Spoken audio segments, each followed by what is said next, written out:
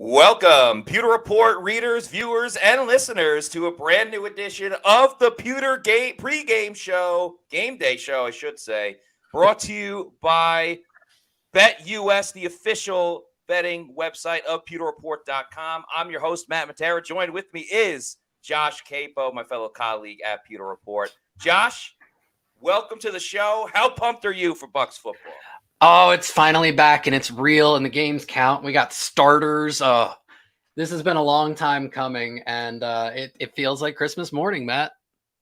It does. So for everyone that's filing in, thank you very much for joining us. The Bucs are going to get the football first. They are starting. It was a touchback, so they are starting at the 25. So shout out to all of you in the chat at the moment. I think it's the 30 this year, Matt.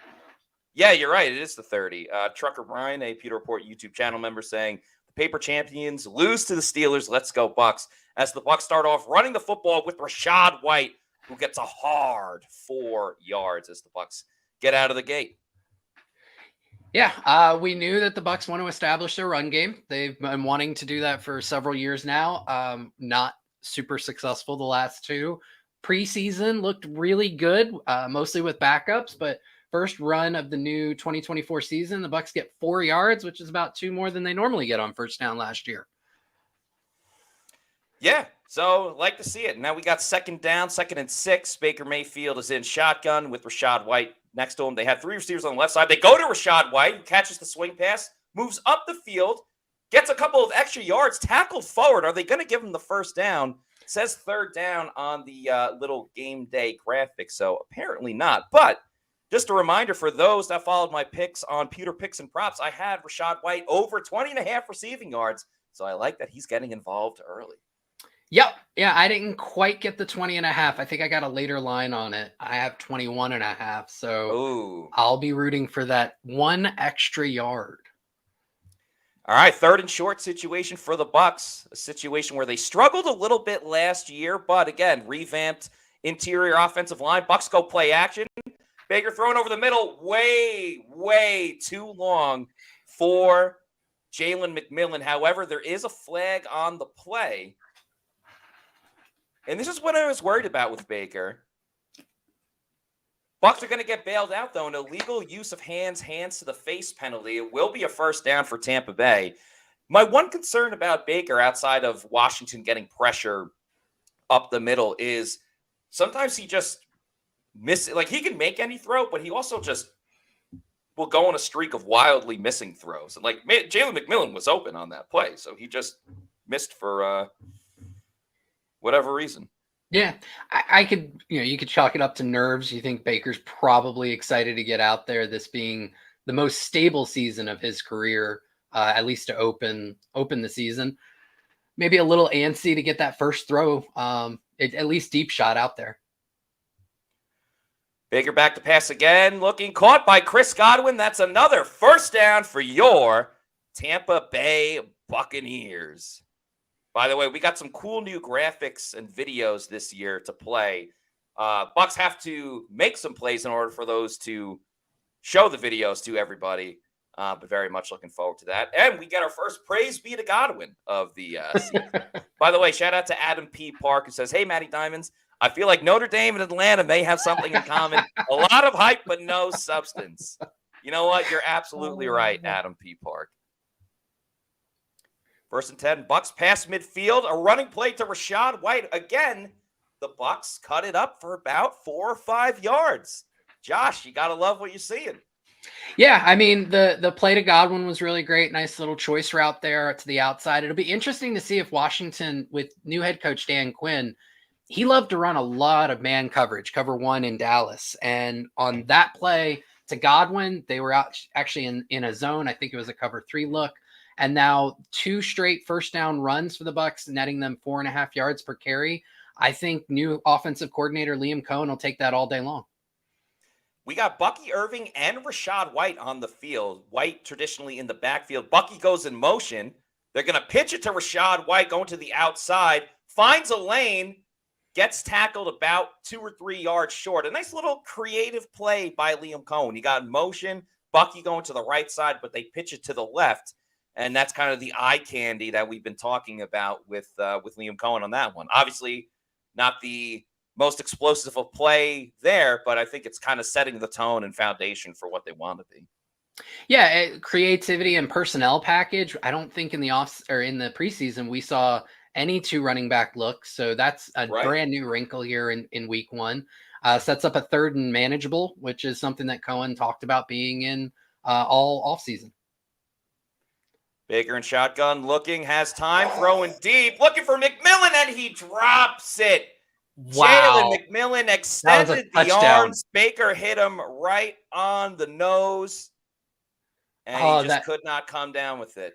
That was a touchdown if he just hauls it in. There was nobody there. It was a blown coverage. Wide open, hit him right in the hands. Yeah. Right in the hands. And McMillan was getting so much hype in the offseason, the preseason. Just, he played very well in his limited action, made some really tough catches too. Just couldn't haul in that floater. I was going to try a 56-yarder. Chase Money McLaughlin. The kick is up, and it is good. So the Bucs get points on their first drive. Tampa Bay leads 3-0, and Money McLaughlin, couple shaky kicks in the preseason, but dynamite from 56 yards out. The field goal is good.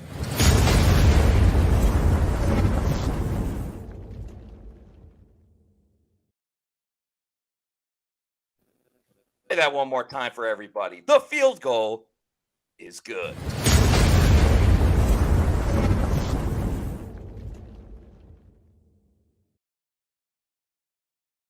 You weren't kidding when you said we upgraded our graphics game, man. Looks pretty spot on. Yeah, man. Just wait till they score a touchdown. Well, one drive in the Bucs offense already looks a billion times better than Carolina's. Oh my God, that was atrocious. There's so many words I want to say, but I'll keep it PG and say that was an ass kicking. By the way, Pewter Picks and Props, I had -4, the Saints covering. They were covering by like maybe like 5 minutes into the game, and they never looked back. Yeah. Angelina S wants to know, got any for the defense? We do. We got sack, interception. They got a pick 6. We'll play an interception and a touchdown. Yeah, so we got videos for everything. Shout out to Lucas Batiste, a Pewter Report YouTube channel member. Thank you very much, Lucas, who says, bro, how did he drop that? I do not know. Again, I think McMillan's a rookie. Nerves, week 1. What is very interesting is on that drive, Baker had, 4 dropbacks, targeted Rashad on 1 on a design touch for him, Godwin on 1, and McMillan got 2 targets. Mike Evans, 0 targets. Yeah. That is true. At least the Bucs have a lead, though. Now this will be interesting upcoming with the, I think the big storyline here in the last couple days is how thin the Bucs interior defensive line is, with Logan Hall, Kalijah Cansey, and both out for the game, and then Ernest Brown going on IR. How serious do you think that is of an issue, Matt? It's certainly a legitimate issue. I think too, when you remember, like, the defensive tackle they signed, Ben Stille. Stille. Like, he just got there on Friday, so expecting him to like have the whole playbook down and everything is a lot. With that said, obviously they called up Mike Green and CJ Brewer. I felt CJ Brewer should have made the team out of training camp. So it's bad, but Vita Vea can clean up a lot of the issues. And the Bucs have been in this situation before, missing Kalijah Cansey. It sucks, but something that they're not unfamiliar with. By the way, Lucas Petit said I had McMillan anytime touchdown. Hey, everybody loves a good redemption story, though. So don't hold out just yet. Ezo813, another Pewter Report YouTube channel member, says positive sign that opportunities on offense will be there all day, it appears. That is true. All right, Jaden Daniels, his first I think ever that's a pass is fumble. to Brian Robinson. It's behind him. That's a live ball. Ball, get it. Yeah. Oh, it's out of bounds. But they're calling it incomplete, or what are they doing? Yeah. I mean, the ref looked like he was calling it out way back behind the 20. Yeah, what the heck? That to me looks like that is That's behind. A lateral. Yeah. Yep. 2nd and 23. That's a 13-yard loss. If the Bucs allow a first down here, fire. Oh, God. By the way, thank you to Joel Elrican, who just gifted 5 Pewter Report YouTube channel memberships. That is very generous of you, and thank you so much, Joel Elrican. Commanders looking for a screen here. The Bucs sniffed it out pretty well. Nice pursuit by Joe Tryon-Shoyinka and company. Levante David in there. Tyke Smith involved as well. So it'll be 3rd and very, very long. I imagine right now in Raymond James Stadium, they got the video of like, come on, you got to get loud. It's probably like Levante David or someone like that. Be like, you got to get loud. So, yeah. Well, and things couldn't go better for the Bucs. And it's very interesting for the Commanders. Everything about their team building says they want to run the ball. And they've come out with 2 very, you would think theoretically safe passes. Although I guess the first one was technically a run. Daniels in pursuit. Yaya couldn't get him. He's going to keep running. Jamel Dean escorts Jaden Daniels out of bounds for a brief scramble. So a very nice 3 and out by Tampa Bay. I mean, obviously they got bailed out by one of the worst first passes ever by a rookie quarterback. That will be up there in infamy with Sam Darnold's pick 6 when the Jets played against the Detroit Lions in week 1. And, of course, the infamous Jameis Winston first pass interception against the Tennessee Titans in Raymond James Stadium. So better days are ahead for Jaden Daniels. But overall, can't be mad at what the defense did. Got the 3 and out. Yep. Washington just had one of their best weapons on the field. Tressway, their punter, is actually really good. Trey Palmer with a solid return gets it all the way to about the 40. So special team hanging off early for Tampa Bay. Evan Kramer says 2 screen passes, ... I thought it was awesome, Mel. To M, also a Pewter Report YouTube channel member. And apparently a fan of both forms of football. What do you mean? Had an emblem for FC, Munich? Oh, yeah, Bayern Munich. Yeah. Shout out to Harry Kane, who used to play for Tottenham. I know nothing about European football, but I saw the FC and made a bit of an educated guess there. Hello to Justin, who says, sup, Matt, and Pewter Report. Callie Butts, another YouTube channel member, says, Palmer returning punts is going to be good for us. Citizen Kane. Hey, so far, so good.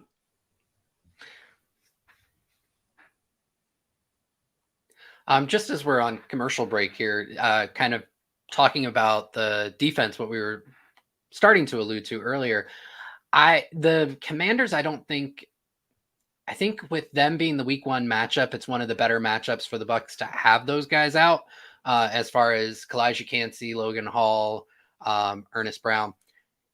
Just because I think now you're going to see more Greg Gaines and Will Golston. And I do firmly think that the Commanders are going to try and run the ball. And I think that that'll actually clog up the run lanes. And then when you get into 3rd and longs, and I didn't get a chance to clock it on that 3rd and 17, I think you kick Yaya inside to play like 3 technique, or that's where CJ Brewer actually does his best work. I know you said you wish he made the team. Well, I don't think he's a super stout run defender. He actually looked very good as a penetrating 3 technique, which is where a lot of his plays came from in the preseason.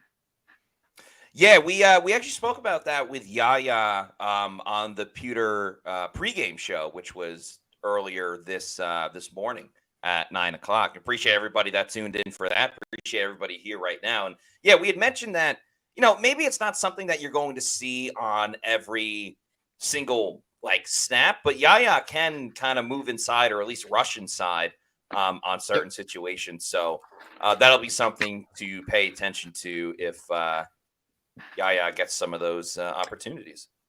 I've been working on taking a long time article where all of Yaya's pass rushes from last year. Some Yeah. of his best ones came from inside over a guard.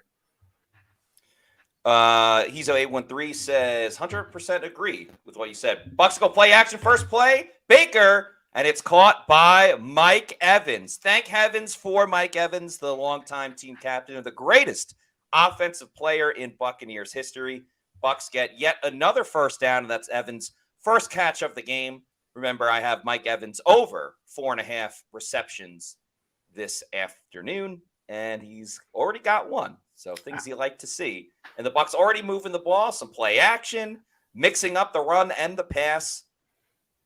Very happy. Baker under center, going to hand it off to Rachaad White. Tries to get to the outside. Okay, let me ask you this, Josh. You just watched that play. I understand there wasn't a big-time hole, but I felt like if Rachaad just kind of kept running to the sideline, he maybe could have got a couple more yards instead of just stopping like he did and then trying to cut it back inside. Yeah, I mean, I think one of the things with Rachaad White is he's a little too patient of a runner, and because of that, he misses some opportunities front side of plays because he seems to constantly be looking for the backside. Yeah. Bucs in shotgun on second down. You got Otten lined up as a receiver to the right, along with Godwin in the slot, and I don't know if that was McMillan or Evans. Baker nearly picked. He was looking for Trey Palmer. That was St. Juiced with the nice pass breakup. And if there's one path for the Commanders to win this game, it is in taking advantage of these underneath throws. They've got a couple of ball hawks and Benjamin St. Juice and Manuel Forbes.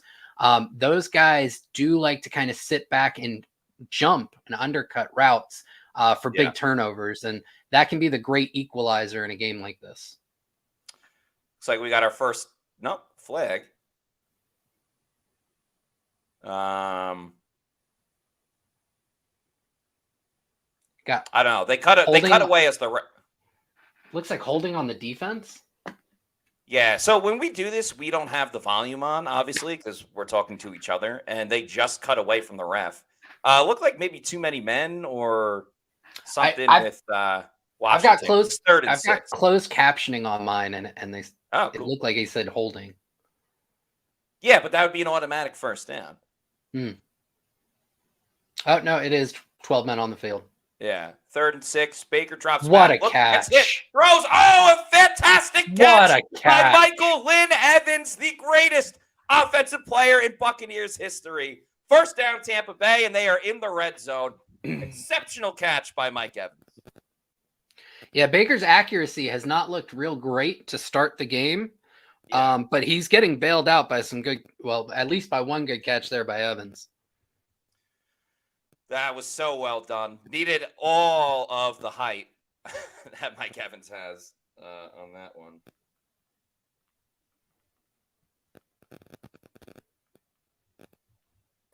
First and 10. Bucs go with a nice little trickery play to Cameron Johnson. He could not sneak through the defensive line, though. I like the play on paper.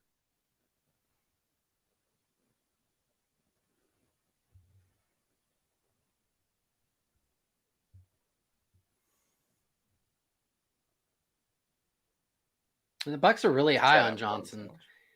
Kind of came out of nowhere in what people were thinking was kind of a stacked receiver room and made the team over a couple other guys you might have thought would have been there. Now Jalen McMillan lots of guys in field. It's a screen to Chris Godwin, who heads up the field, breaks a tackle, has a first down, a late flag. Unfortunately, I think this may be coming back. Yeah, it looks like they're going to call a hold.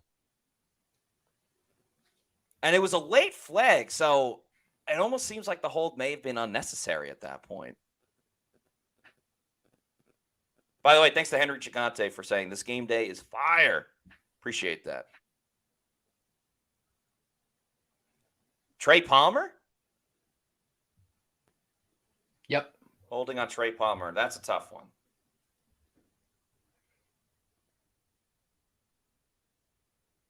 Oh, yeah.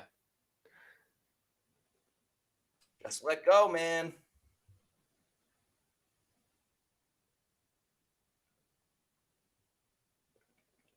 Bet so that make got it him second angry. and 15. Callie Buck says it's fine. Deep pass to Evans for the touchdown coming. Bucks and shotgun now. Mike at the bottom of your screen. Baker looking. Voids the sack. He's going to scramble, get a couple of yards, and gets down. Baker making something out of nothing. That was a lot of pressure. Yeah, I was going to say that was something he was really good at the beginning of last year was avoiding sacks when he was pressured. And boy, Cody Mauch just got beat by what was that? Jonathan Allen, I think. And I think it was Daron Payne. No, Daron Payne. Yeah. And towards the end of the year, that started to even out for him. But it was a very big part of his game early last year was that sack avoidance. 3rd and 13. Pressure coming again. Baker once again avoids the sack. He's going to scramble. He's looking. He's running. Tries to make a defender miss and then just goes down. Baker racking up the rushing yards early. Yeah, what was the over on that one? For a field goal. Grace Point wants to know, is Godwin in the slot? Yes.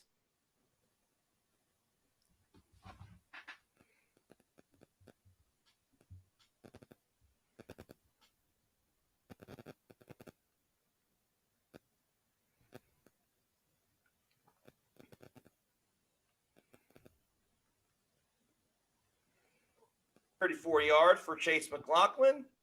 Kick is up. And the kick is good.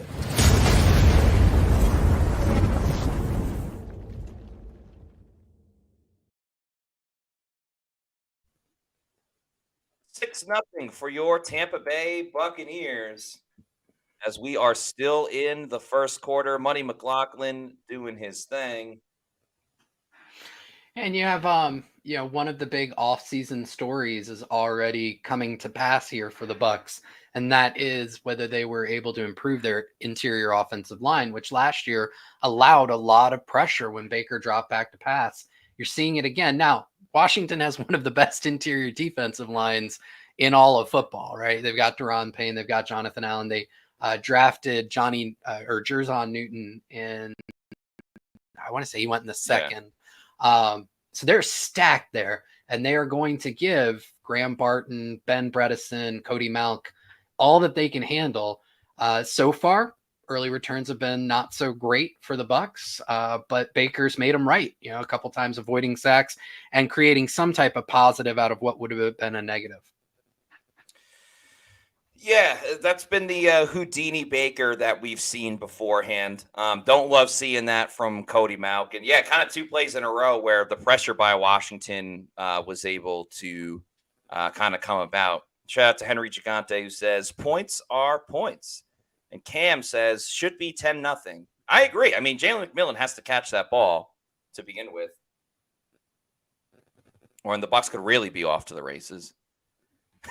Yeah. Henry follows that up with, Michael I was looking for. Thank you, Michael, a Pewter Report YouTube channel member and an interesting fandom in teams. But hey, you do you. Says, 10 field goals on 10 drives also equals 30 points. That's true. They could just the Steelers did to the Falcons. You could just field goal them to death. Get it wrong. Yeah. I mean, Michael, I'm going to go out on a limb and say your favorite color's got to be red. Yeah, I'm sure we know. No, I definitely shouldn't say it. No, I can't say it. I don't want to get our.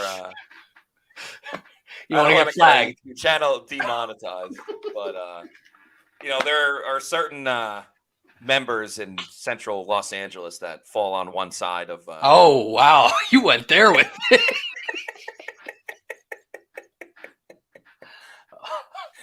I'm just joking around. I'm not. I don't take many things in jest too much. All right, another kickoff for Jake Camarda, and once again a touchback. So far so good. Yeah, it looks like the Bucs don't want any piece of that dynamic kickoff. We had one return for a touchdown earlier today, and I'm generally I'm enjoying it. Like I think it's a lot of fun. Me too. Yeah, I think because like worst case scenario is just a regular touchback. But yeah, the touchdown was awesome. That was DJ Dallas for the Arizona Cardinals. But let's also remember the Bears had that one where they fumbled it. The guy dropped it and went right off his foot and like kicked exactly to the Titans. And then the Jaguars nearly had a fumble against the Miami Dolphins. They had like Tyreek had just scored and did the handcuff celebration. And then on the ensuing kickoff, the Jaguars fumbled it, but somehow everyone thought the Dolphins recovered it, but they didn't. Well done by the Bucs run defense right there. Vita Vea. Greg Gaines also in on that play. So Bucs giving a little bit of a different look with Vea and Gaines. Could be out of necessity more than anything else. And of course, I didn't start Dak Prescott today. I started Trevor Lawrence, and Dak Prescott throws a touchdown to Brandon Cooks. So $60 million man now. Yeah. Commanders go play action. Yaya with a great rush, but Jaden Daniels avoids it. And this is exactly what we were talking about with Jaden Daniels. He can make great plays with his legs. The pass rush containment or the line containment, gap containment is very important. And once he was able to get around Yaya, Jaden Daniels is off to the races. Yeah, it's interesting. As I've been going through Yaya last year, one thing that he definitely needs to improve upon is an inside rush. But I would almost say this may be the worst day to do it. And he had a good one there. He threw a little hesitation, faked the outside work, and then got that inside lane and ripped through. But that now leaves the outside exposed for Jaden Daniels' rushing ability. Right. Like if he does that exact move against the Falcons, like Kirk Cousins ain't getting out. That was exactly who I was thinking about. Great job by the Bucs run defense on this next play. But going absolutely nowhere. I think to counter that, if you want Yaya with his ears pinned back in JTS and Chris Braswell, then they need to take, I would say, Levante or KJ Britt and spy Daniels. I agree. Coverage, double McLaurin over the top, and then use a spy. Yeah, in full agreement. I had mentioned that on the show during the week too. Pass completed by Jaden Daniels to Zach Ertz for about a medium gain. We'll make a 3rd and short. Grace Point says, contain the lanes, Tampa. Yeah, that's going to be big for today. 3rd and 4 coming up. 2:50 to go in the first quarter. A very entertaining first quarter. A lot of the Bucs having the football, which is always nice. Looks like the Bucs gotta send a little bit of a blitz. Daniels has room to run, and he's going to do that. And he's still running. Finally gets out of bounds. Washington gets into field goal range. But once again, poor gap assignment by the Buccaneers.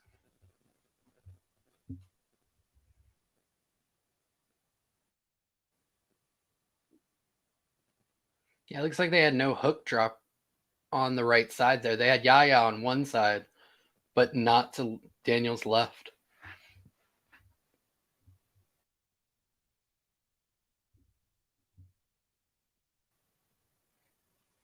Maybe not field goal range just yet, but Washington goes empty backfield. Nice screen play. Pass to Luke McCaffrey. Zion McCollum with a tremendous tackle. Tyke Smith providing some assistance on that play as well. But yeah, big year ahead for Zion.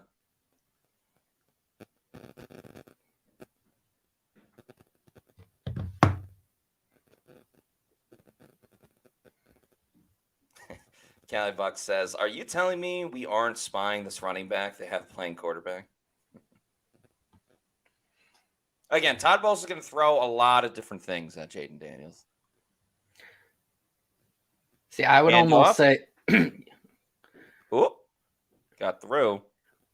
I would almost encourage Bowles to kind of go against his better angels or worse demons, if you will, and run a lot of contain rushes on the with the edge guys and make Daniels make good reads. I agree. Because I think that outside of Terry McLaurin, I don't see a receiving core for Washington that matches up well with the Bucs secondary. Yeah, 100%. 3rd and 6. A wide open receiver. Late penalty as well. So Quasi Dennis ends up making the tackle on Robinson. Jane Daniels is smiling, so it's probably not good for the Bucs. Oh, well, then he just hugged Levante Maybe he's Davis. just a happy young man. Yeah.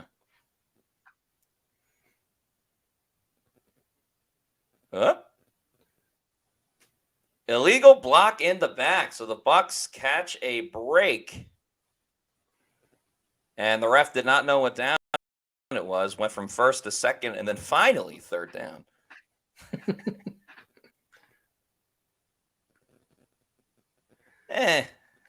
That was a pretty ticky-tack penalty, if you ask me. Yeah, some home cooking.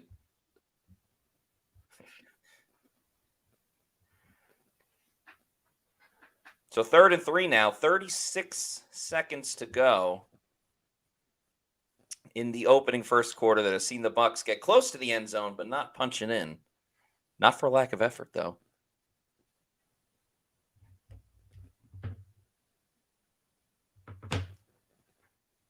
Whitehead on the blitz, and it's dropped. The pass intended for Zacchaeus.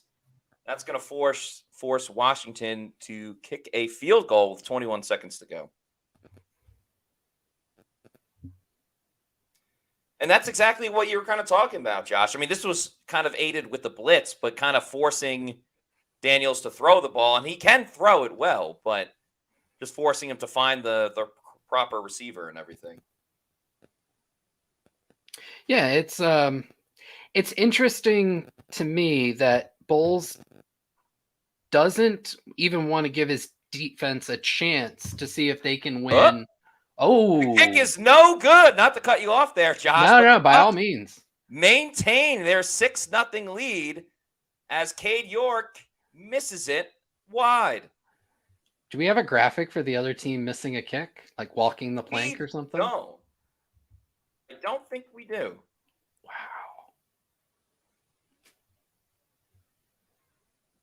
I think what we will do instead is talk about other things that we like going on the Bucs cruise. We're on the Bucs cruise. Of course we're playing pool volleyball.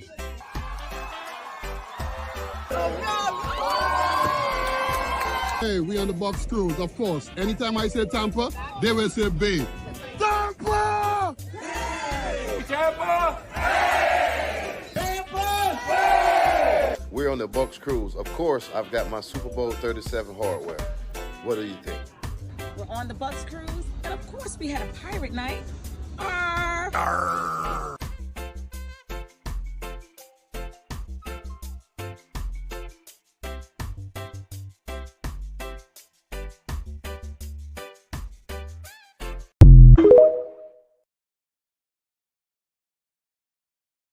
By the way, Bucky Irving just had his first career rushing attempt, and it went pretty well for about 7 to 8 yards as the first quarter comes to an end with the Bucs leading 6-0. But you can also join the fun with hundreds of Bucs fans on the 3rd annual Tampa Bay Bucs cruise, which sets sail March 7th through the 10th in 2025 in the beautiful Celebrity Silhouette ship.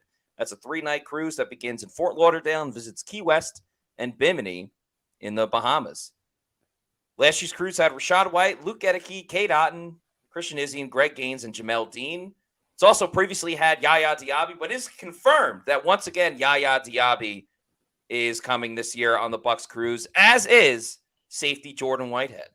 Also previously have gone is Super Bowl MVP Dexter Jackson, Hall of Famer Warren Sapp, the voice of the Bucs Gene Deckerhoff, and there's going to be an appearance by Derek Brooks. Going to be photo, autograph opportunities, a sail away VIP party, water volleyball, Bucs trivia contest, special VIP parties with the players, and a lot more. So if you want to reserve your cabin now, go to TampaBayBucsCruise.com or give them a call at 1-800-975-7112. That's TampaBayBucsCruise.com or 1-800-975-7112. The first quarter is in the books. Josh, give me your thoughts on what you've seen so far. Yeah, I mean, I think a lot of this is playing out the way you would expect. Bucs interior offensive line getting, has their hands full with probably the biggest strength on the Commanders offense. I'm a little surprised that Bowles is going full Bowles this early and not even giving his defense a chance to see if they can win with 4, because outside of Sam Cosmi, the Washington offensive line is not something to write home about. Tyler Biadasz, their center, he's solid. He's not amazing.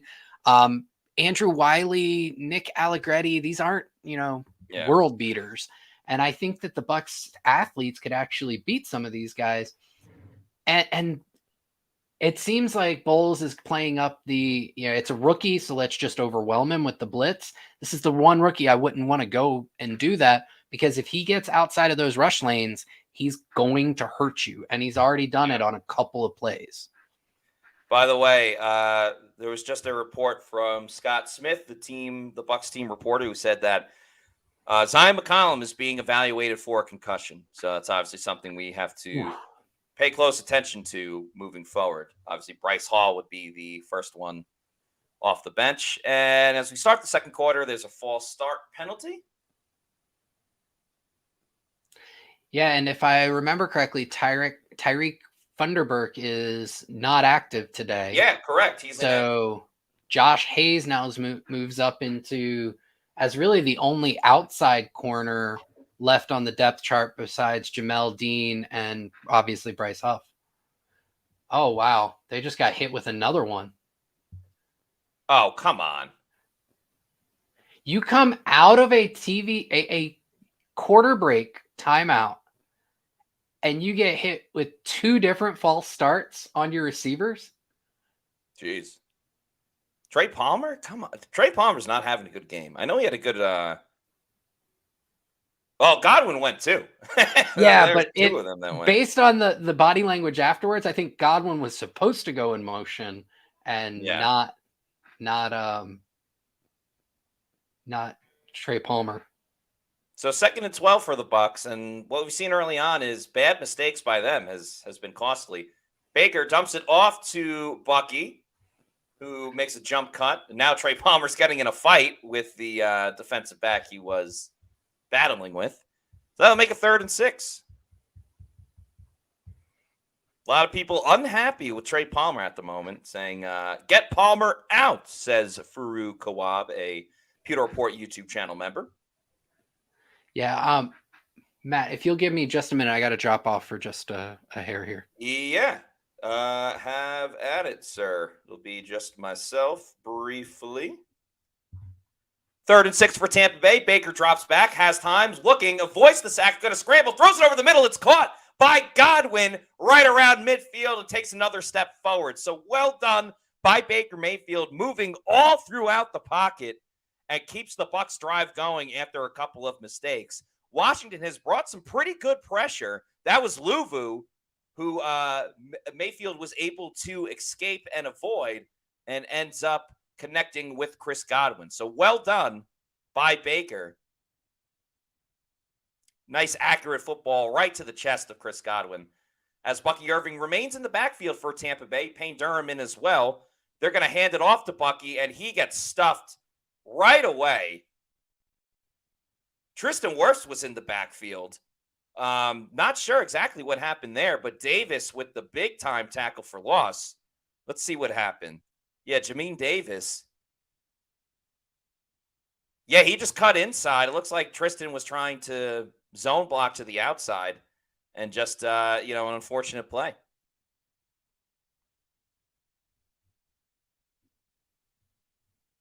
M says Godwin is back. And speaking of being back, also, Josh Capo is back as Baker's looking, throws, caught. That's a catch.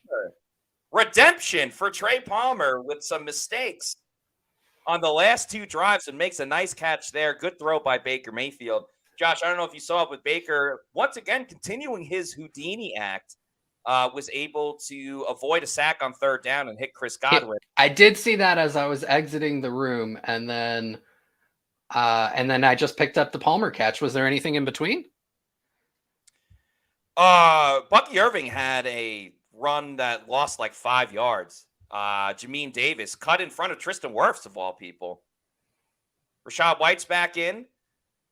He's going to get maybe back to the line of scrimmage. The run game started off good for the Bucs, but has struggled early here in the second quarter, particularly when the Bucs have just kind of been straight up under center without like the little, I don't want to say gimmicks, but the little tricks and the fakes and the fake pitch and then doing a pitch. When they've shown the motion and creativity, they've been able to do a lot of good stuff. But like just their traditional take the snap and hand it off, that's where the Bucs have gotten into trouble. Yeah. So it'll make it 2nd and 11 with 11:45 to go. A screen to Rachaad White. He's off. Oh, Rachaad White is moving. Going. That's a first down. And he's still going. Let's remember, Rachaad White over 20.5 receiving yards. Getting pretty close on that play. Oh, what's his number? Come on. Oh, you know what? We can pull it up. Give me a second here. Yeah, I'm going to Jesus. refresh.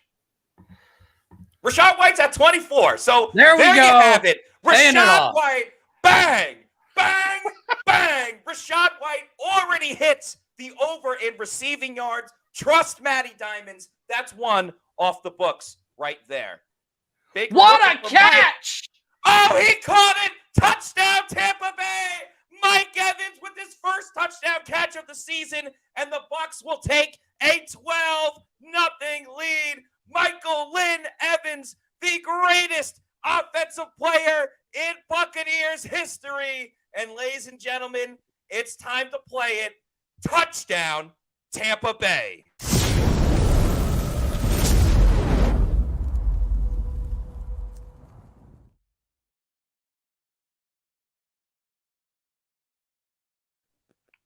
That was such a beautiful play. We're going to play it again.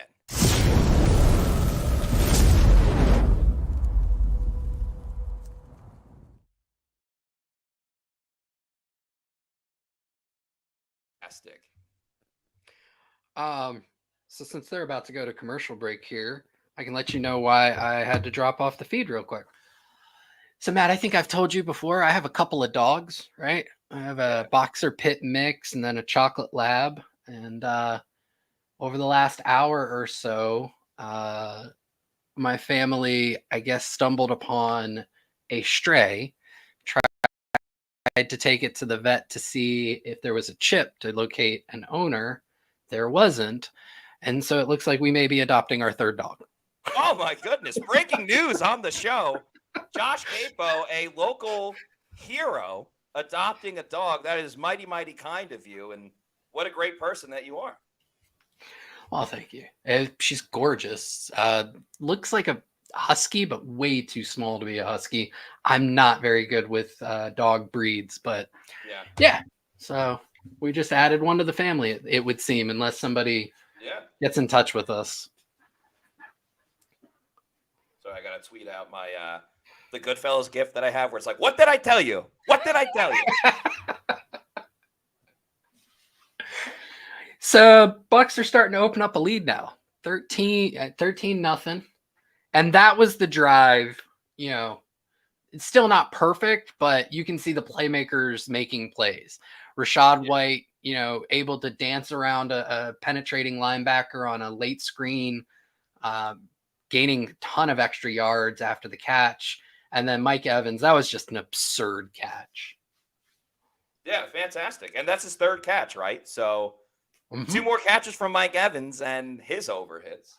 Yeah, I've got him. So personally, I don't tweet out my bets because I'm not nearly as good at it as you. But I did have the over on Mike Evans 70.5 receiving yards. He's at 54. So, you know, more than 2.5 quarters to go to get 17 yards. I'm feeling good about that one. I had the Rachaad White for 20. I had Baker Mayfield with the touchdown. Yeah. That one hit. Great start. Hey, look at that.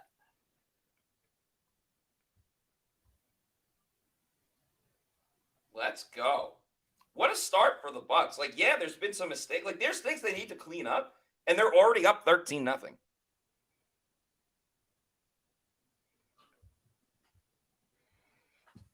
And that's what you need to see against a Commanders team, right? The Commanders are not supposed to be good this year.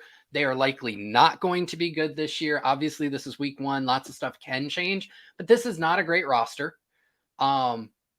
They're not set up to do what Dan Quinn wants to do. That's going to take a few years. Success for them this year is if Jaden Daniels is the guy. So if the Bucs, they're not expected to make the playoffs. Right. If the Bucs want to be a team that gets past the divisional round, wins their 4th consecutive NFC South, and really is a Super Bowl contender, they need to embarrass the Commanders. And again, that last drive was the closest they've gotten to it. 13-0. Certainly the scoreboard's starting to reflect that. It's headed in that direction. This is what you're supposed to do against this team. By the way, we got a couple super chats rolling in. Thank you very much to Pewter Report YouTube channel member Rev Fish for this $1.99 super chat, who says defensive ends / outside linebackers have to keep contained. I could not agree with you more. That was really the only thing Washington had going for them on their last drive was Jaden Daniels getting to the outside and running up the field. But now that the Bucs have a 13-point cushion, change it up. They're going to experiment. Yeah, like they can experiment a little bit and like see what works and see what doesn't work. Well, they've spent two drives sending the house. Change it up. Give Daniels a different look. And then also, thank you to Lucas Batiste with this $1.99 super chat, who says, "Don't even run the ball, just keep throwing." You know, as they said, a blitz, KJ Britt cannot get to Jaden Daniels, and literally what we just talked about happened again. Jaden Daniels, very, very elusive. But to get back to your point, Lucas, we had talked during the show, and we do a lot of shows now, so maybe it was the podcast, maybe it was the Pewter Insider, maybe it was the Game Day Show this morning, maybe it was Pewter Picks and Props. But I understand that the Bucs want to establish the run, and that's great. That's all fine and dandy. But if the weakness of the Washington Commanders is the secondary, then pick apart their secondary. I also love the idea of just screw it. Mike Evans is open somewhere, and that's kind of like what that was with Baker.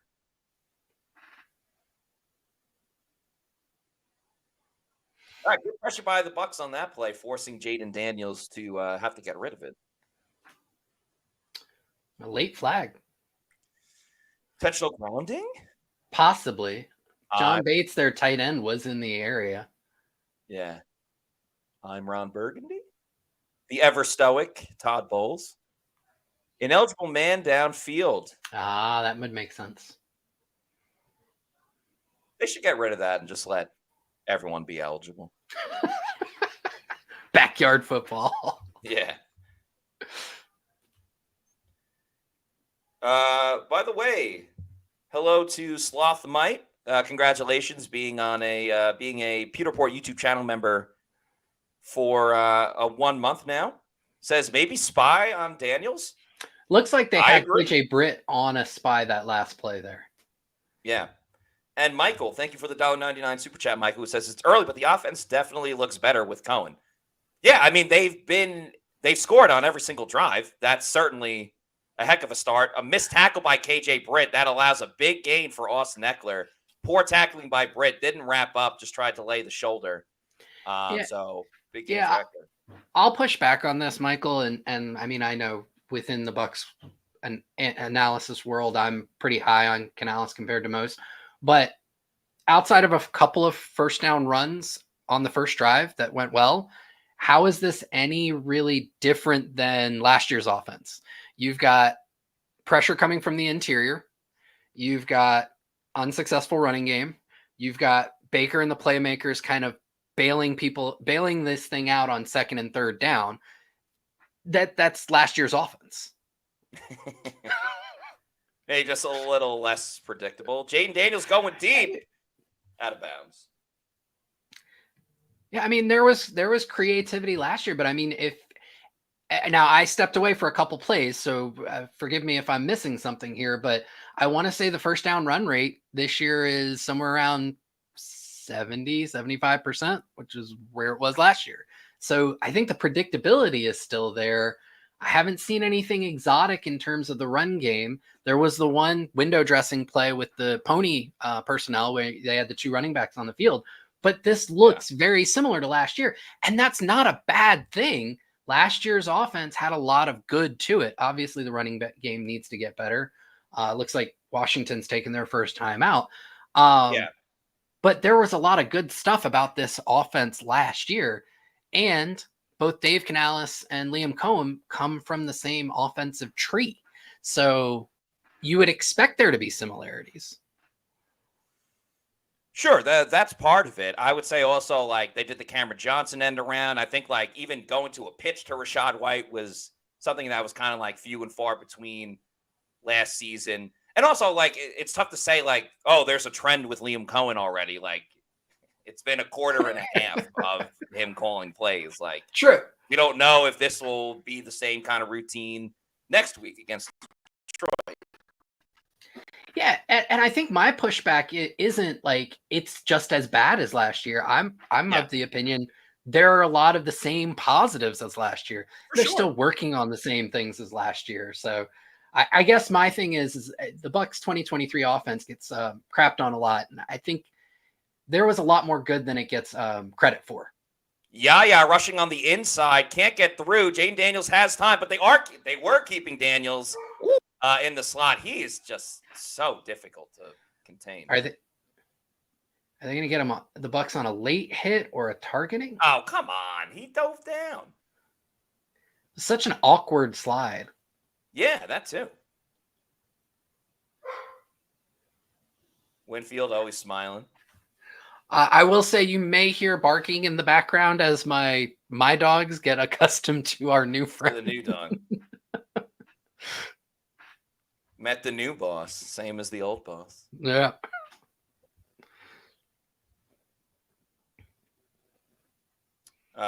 So penalty on Bryce Hall.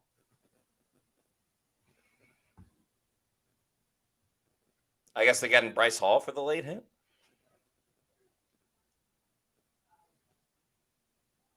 Let's see here. Oh, I would say Winfield helmet to helmet. Yeah, I don't know where Bryce Hall comes. Maybe they just got the wrong number. Yeah. Yeah, he's probably going to get fined. Jaden Daniels seems like a guy who just really enjoys being out there. I don't think they're down 13-0. He's used to brighter than when he started. He's used to playing on a defense that allows 100 points a game anyway. Playing at LSU last year.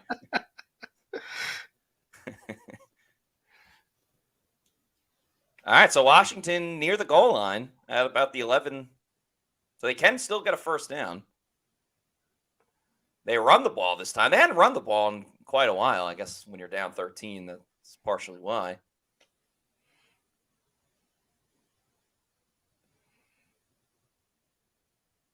I will say Austin Eckler looks like he has more juice than I expected. Then again, my expectation was that he would get out on the field with a walker. Oh. It's funny being like, this guy's so old. He's 29. Meanwhile, I've got gray in my beard.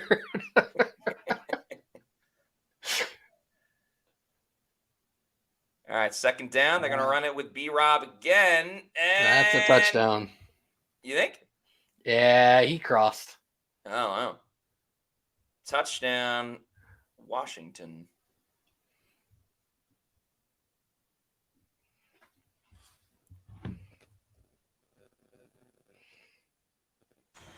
Tough one for Tampa Bay.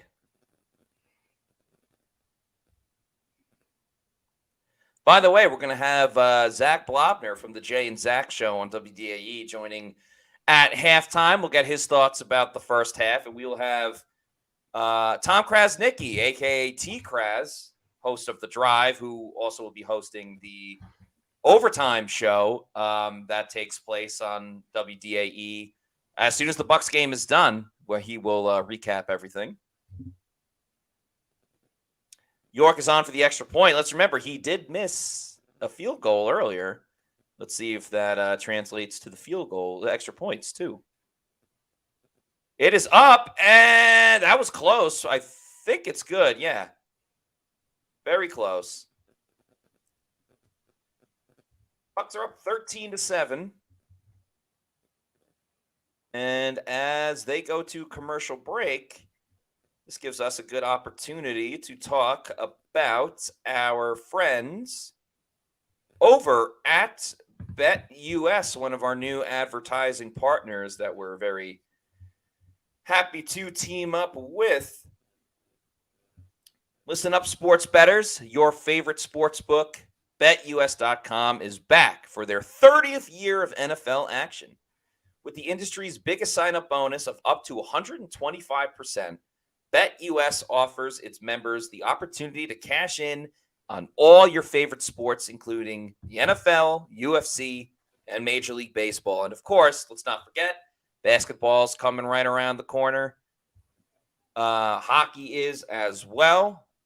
And if you're looking for live in-game betting with incredible odds and daily odds boosters, props, and parlays, BetUS has got them. Live betting is key. There's been many of a times where one bet was going wrong, and then I decided to live bet, and it saved the game I was watching. So, if another thing you like is fast payouts, BetUS is exceptional with their one-to-one customer service.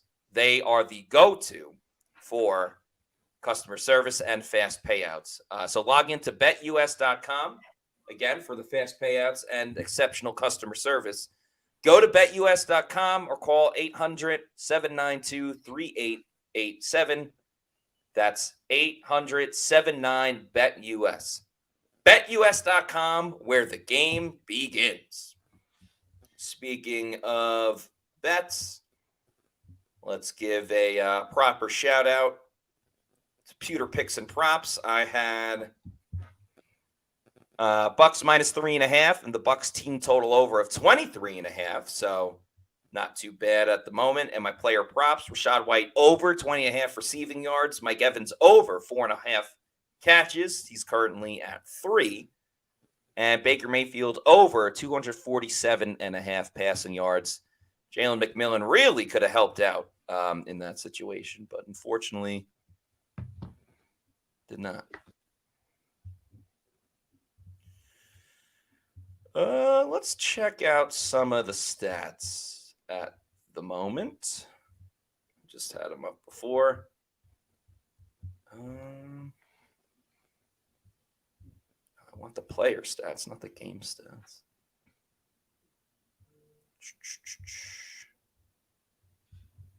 Looks like the Bucs will get the ball on the 40.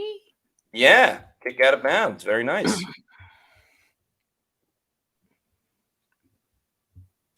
All right, Baker Mayfield is 10 of 12 for 129 passing yards and 1 touchdown.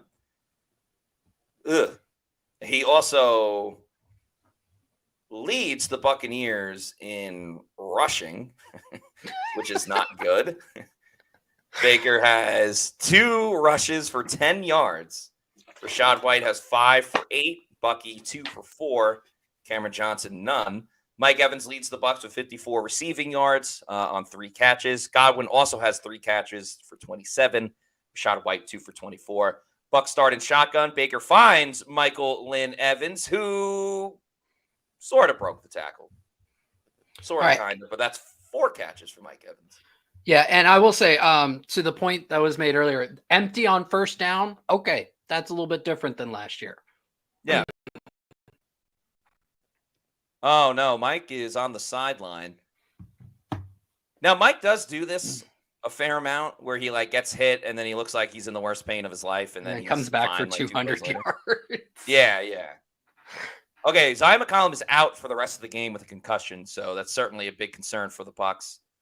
As they hand it off, Bucky Irving gets about a yard or 2. By the way, Luke Gedeke completely annihilated the the defensive lineman Jean-Baptiste. There wasn't ran to his side though, so make it 3rd and 2. Mike Evans is back, thankfully. And yeah, like I said before, Zion McCollum is out. O-U-T, out with a concussion. 6 minutes to go. Big time 3rd and 2 for Tampa Bay. They're at the 48. Remember, Washington gets the ball at the start of the third quarter. Speed out. Baker fires. It is low, but caught by Chris.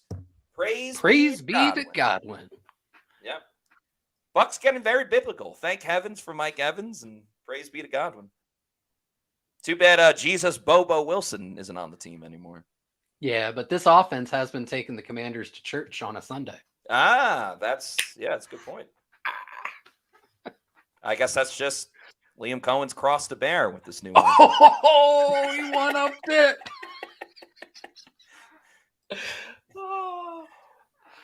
All right, this is well, it's his first game calling at the NFL level, so you would almost say it's a baptism by fire. Yeah, very much.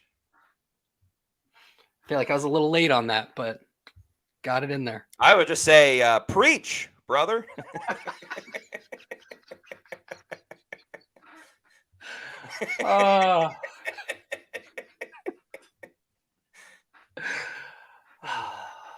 Farouk Kawab says JTS looks like he's everywhere, but where the ball carrier is.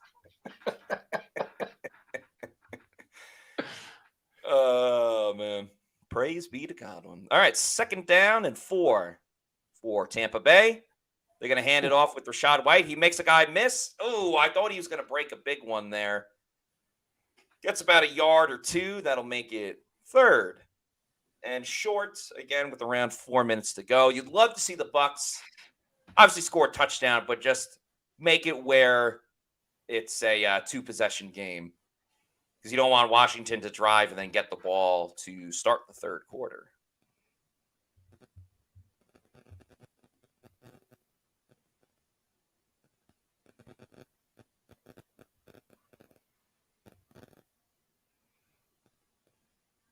Timeout, Washington. That's their 2nd timeout. Bucs historically still have all 3 timeouts, as they hate using timeouts in the first half, as is tradition. It is truly incredible how much they don't use timeouts. Like, you almost have to deliberately try to not call a timeout in the first half.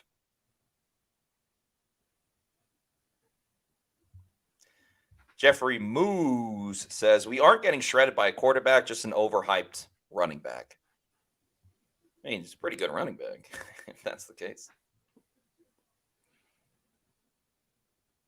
If Jaden Daniels was on USF, would they have won last night? Sorry, man.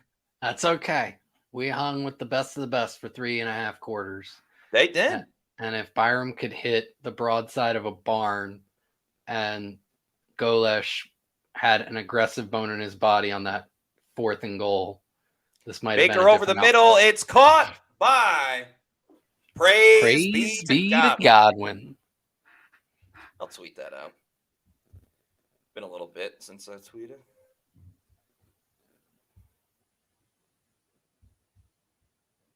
And emoji. So many emojis. They're tougher to find on the laptop. Found it. They look different too. They do look different. It's quite annoying. M says, Chris baby. That's right. Bucs handed off. Ooh, Rachaad White went down like right away. Him and Baker literally tripped over each other. And it looked like he tripped Cody, on the Mouth turf monster, even though it's not turf, the grass monster. Yeah. Barton blocked someone into Malk's back to the ground. Yeah.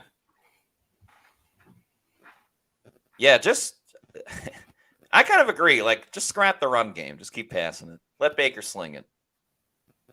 All right, 2nd and 13, 2:30 to go. McMillan lined up in the backfield there. Baker has time, pumps fakes, looks. He's going to roll around again, throws it. It's caught by Rachaad White, who heads up the field. Once again, more escapability from Baker Mayfield. And that will take it down to the 2-minute warning. Probably a wise decision. Let everybody regroup, recuperate, see if Tampa Bay can kind of extend this lead.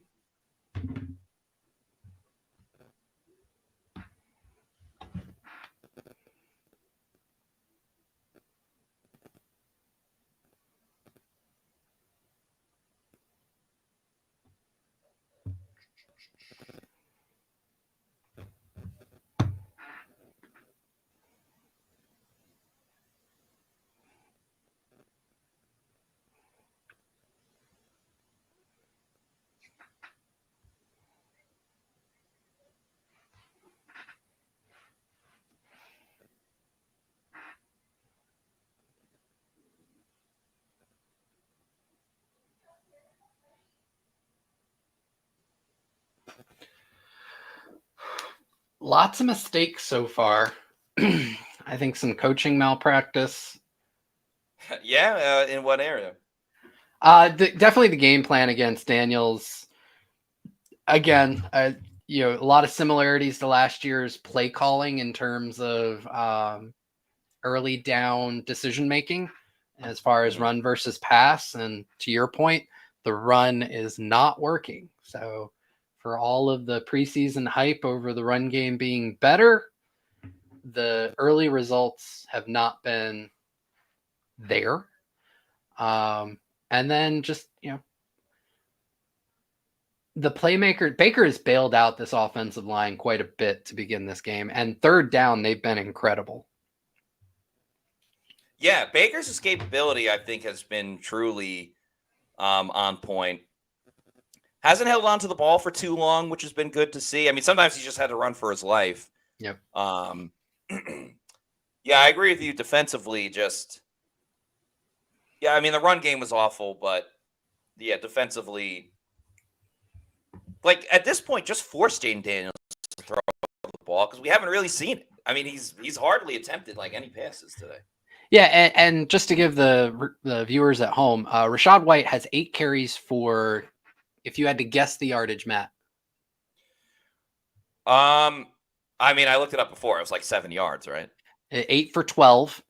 Yeah. Bucky, another 3 for 6. So designed running back runs were at 11 for 18. Yeah. Not good, as they say.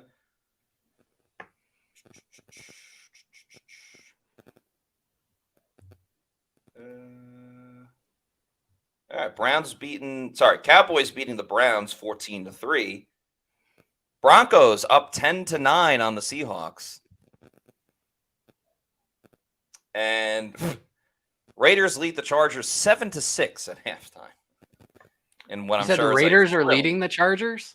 Yeah, 7-6. Wow. All right, 3rd and 6 for Tampa Bay, coming out of the 2-minute warning. Baker takes a shotgun snap, moves up, has Chris Godwin, who's been so solid and so clutch, making yet another 3rd down catch. Well done by Chris. Praise be to Godwin. And we are immediately seeing the impact of Chris Godwin lining up in the slot, Josh. Yeah, I mean, he's volume target guy. He's been the engine of the offense. Not a ton of like big plays. I think he had the one seam ball that he was able to catch and run for a healthy chunk, but just a lot of first downs, speed outs, quick outs, just being a security blanket, almost like what a lot of people talk about what a tight end is.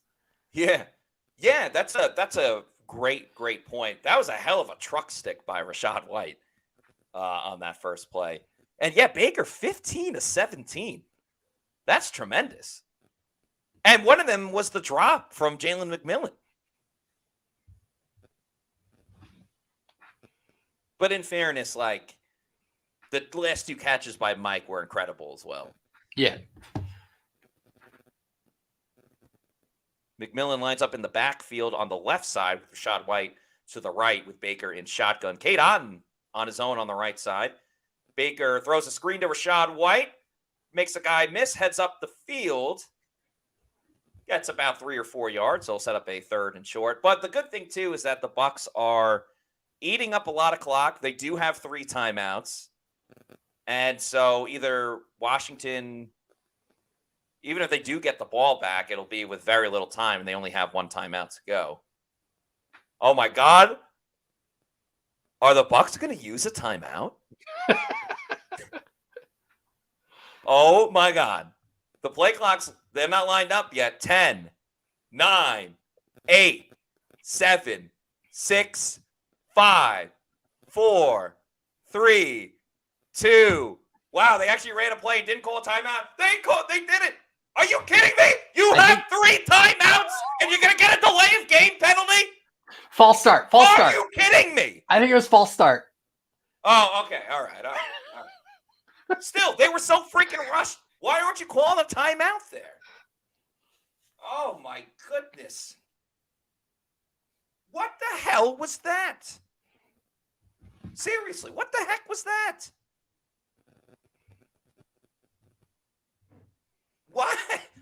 you rushing when you have 3 timeouts in under 30 seconds? Like, I don't know. You tell me, Chad. Am I taking crazy pills here?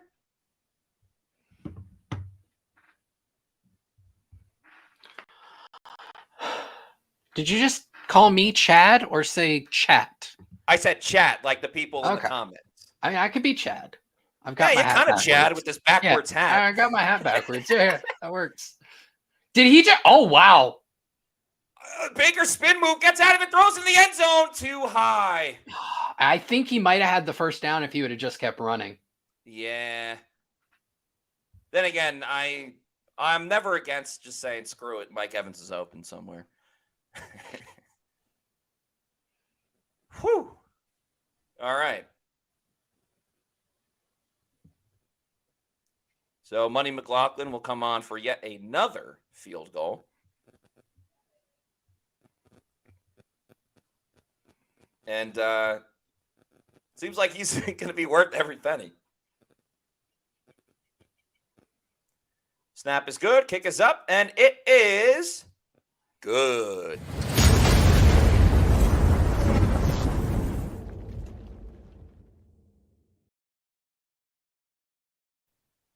Chase Money McLaughlin, 3 for 3 on his field goals today. Well done by him. Bucs, once again, take a 2-possession lead, which is nice. Washington, shout out Kyle Dugan, who just said Money Mac. Yeah, no more concerns about Chase McLaughlin if there was. Tom says, what the hell with not taking the timeout? What the hell? I agree. Like, you have them. It's not like vacation days. They carry over into the next year.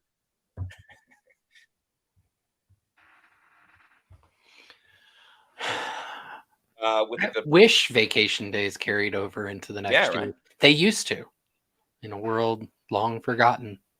These days, use it or lose it, just like the timeouts. Yeah. Tommy says, has Camarda come on the field other than kickoffs? No, the Bucs. Have Yes. McLaughlin needs a holder. Oh well, yeah. That's so. Yeah. I'm just answering the man's question. No, you are. You are correct. You are in fact correct. So yes, Tommy, Camarda has come on the field to hold the field goal and extra point. Harry Gigante says, I'll take it, rather have the touchdown, but we're good. Yeah, but I mean, don't you see this in a lot of games? It's like the team that settles for field goals. Again, unless they're going to a Pittsburgh Steeler, the Commanders to death and just go field goal after field goal after field goal. I don't know if that's the best way to go about it. Chris Boswell not only kicked all those field goals, he ended up punting. Yeah, because the punter for the Steelers got smoked on that last play. Yep. Because Pittsburgh can't have nice things when it comes to punting. No, they cannot. Hey, momentarily we were going to bring on Zach Blobner from WDAE, of course, the Jay and Zach show. Very excited to talk to him. We'll bring him on after the kickoff by the Bucs. See if the Commanders decide to really do anything, or if they decide to just kind of wrap it up and go into halftime. But it's been a good half for Baker Mayfield so far, I would say. Rashad White doing it in the passing game, but not necessarily in the run game just yet. But let's see. There's 16 seconds to go. Camarda boots it. There's going to be a return. Let's see how the Bucs contain this one. J.J. Russell makes the tackle. And it actually works out for the Bucs because Washington will start at around the 28 instead of the 30. Josh, you want to take a little break when Zach comes on? You want to? I want to say hi to him because I don't think Zach and I have ever actually interacted live. All right. Well, at each other. Figured we're making memories over here. We're making dreams come true on the Pewter Report Game Day Show. Then I'll hop off and go meet the newest member of my family. Sounds good. Jaden Daniel takes a knee. So at halftime, It is the Bucs 16, Commanders 7. The Commanders will get the ball to start the second half. So some good, some bad with the Bucs. Overall, better with Tampa Bay leading 16-7 as we bring on our good friend Zach Blobner from 95.3 WDAE, and of course the Jay and Zach show. I've been lucky enough to be on his show before. Now he's coming to our show. So Zach, how's it going, my man? Thanks for joining. Right off the bat, let's get your thoughts on this first half by the Buccaneers. Well, I'm just hoping that that's the only knee we see Jaden Daniels taking today. Because if we see that later on, it's not a good thing. Yeah, I think, overall, I feel good about the team. Obviously, the injury to Zion McCollum, the concussion, is probably the most concerning part of the first half. Just overall, obviously, you don't want to ever give up a touchdown. And I thought that Jaden Daniels was able to get outside a few times out of the contain, right, and break some big runs. But I also expected him to do that today. Like, he was electric in college, and even though he's a rookie, that's an area where you're thinking, even in his first game, he's probably going to have some electric plays and make a Todd Bowles veteran, coach defense look a little silly. So I'm okay with most of how it's went. I like that Chase McLaughlin's been able to get through the uprights. I like that Cade York missed one, their kicker. So, overall, I'm pretty happy with it all. I think, early on, the missed opportunities in that first drive with McMillan were kind of bittersweet, right? Like, if Baker overthrows him on the first one, and then he needs to catch that second one that hits him in the midst. And then Trey Palmer with like a handful of penalties in what felt like 5 seconds. So like your secondary receivers, Mike's playing big, Godwin's playing big, but those guys, they're getting chances and they're not coming up with big plays, or they're hurting the team when they shouldn't be doing anything. So the secondary receiving team has been kind of frustrating too. Zach, got a couple questions for you if you don't mind. You've been at a lot of the Bucs training camp practices, right? And you've gotten to see the new look run game under Liam Cohen.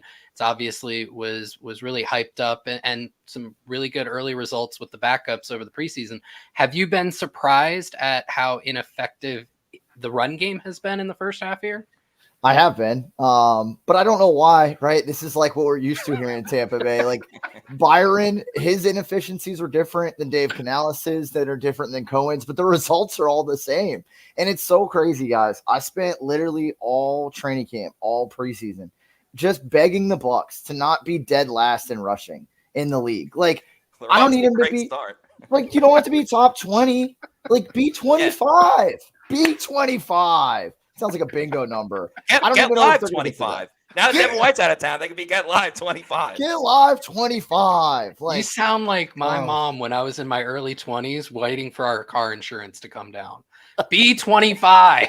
Be 25. That's all I want. It's not, it's crazy. I don't know why it hasn't been working. I mean, in watching too, like, I think I've noticed this probably more in the pass protection as I look to the TV beside me here. It seems like the offensive line isn't getting as much of a push, and they aren't as cohesive as they looked in camp and looked in preseason, and as I thought expected them to be out the gates week 1. So it's kind of reminiscent of last year. Like, is it Rashad not hitting the holes well? Or is it the offensive line not doing a good enough job? It's probably a mixture of both. Hopefully it's not a sign of things to come, though, for either of them.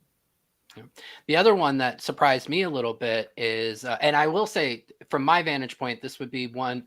I haven't seen a lot of differences between Liam Cohen and what Dave Canales was last year, but one of the big ones that I've seen is Cohen is he's getting Rashad White more involved in the passing game with design touches in terms of as a receiver versus Cade Otton, who Otton's been I want to say, I don't think he has a single catch here in the first half, hasn't been targeted at all.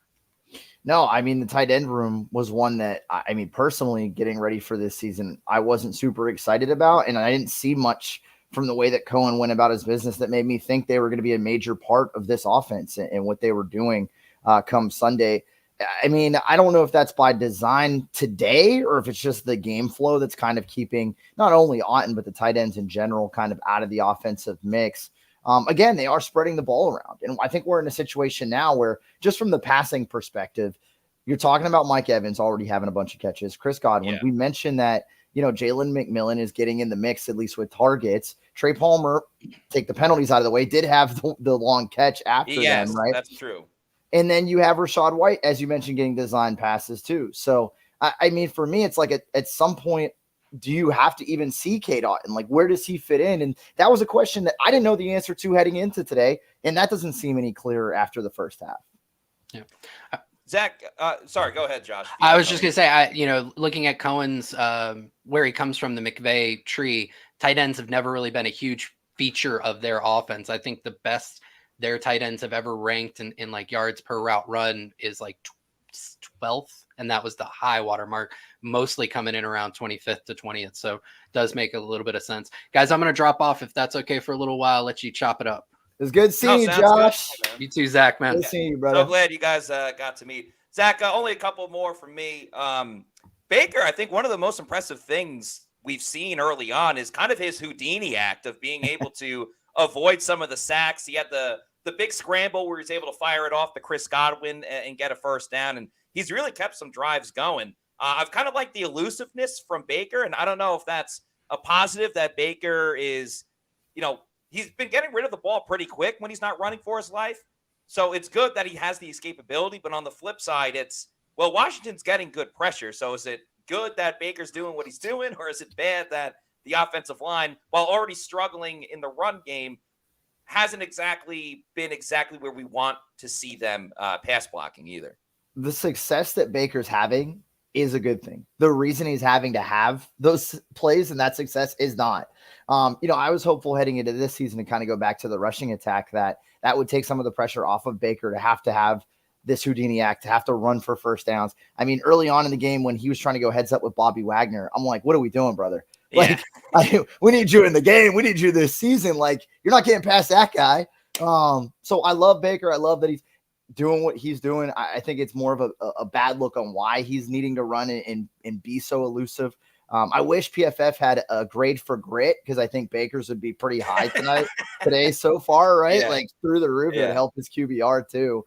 But yeah, he's had to do a lot, and we've seen the sidearm throw.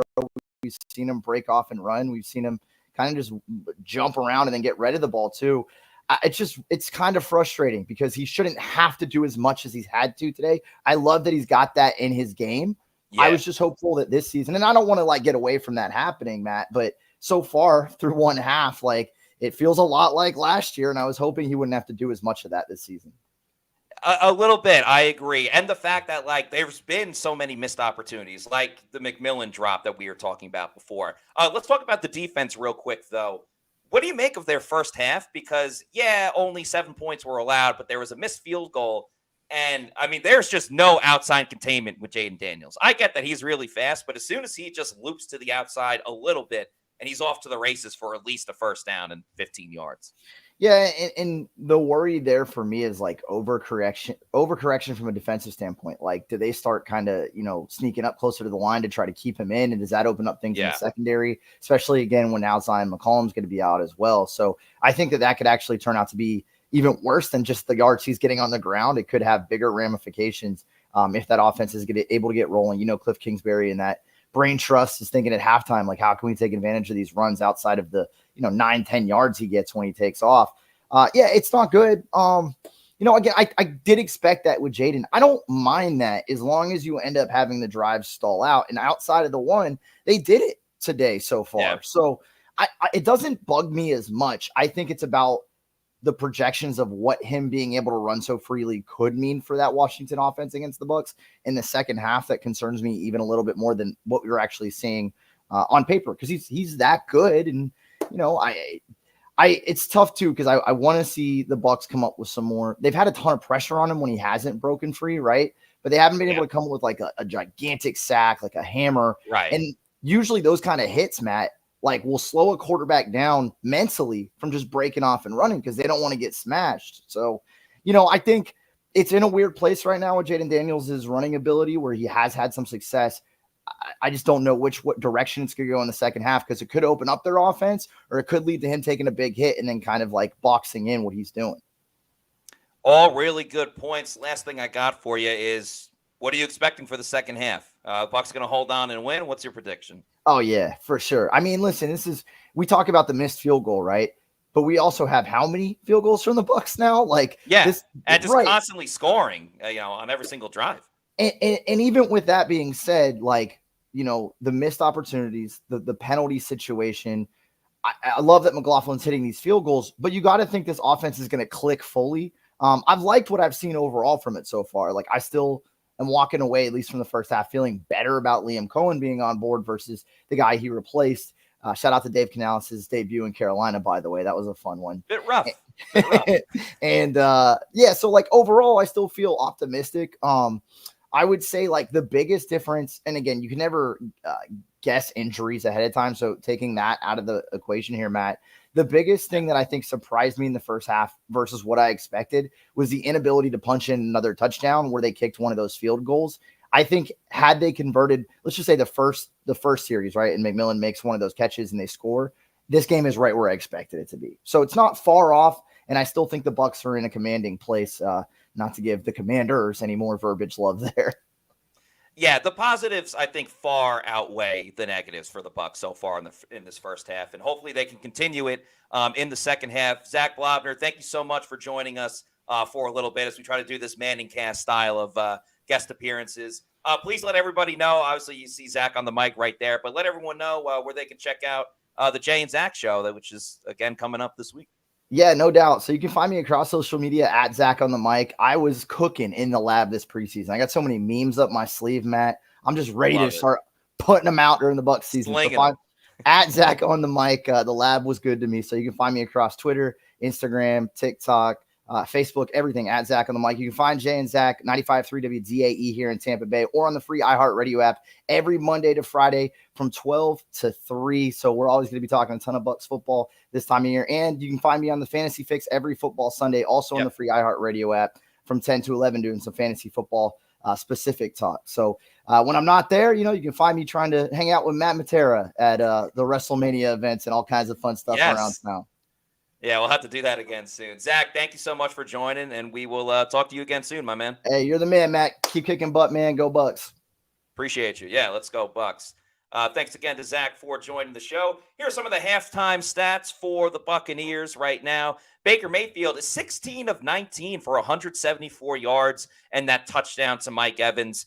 Pretty accurate overall for Baker. His two worst throws were caught by Mike Evans, and then the one that should have been caught by Jalen McMillan, unfortunately, goes for an incompletion. But solid performance from Baker overall. Mike Evans, 4 catches, 460 yards, and that score, like we just mentioned. Chris Godwin has been so clutch today, 6 for 55.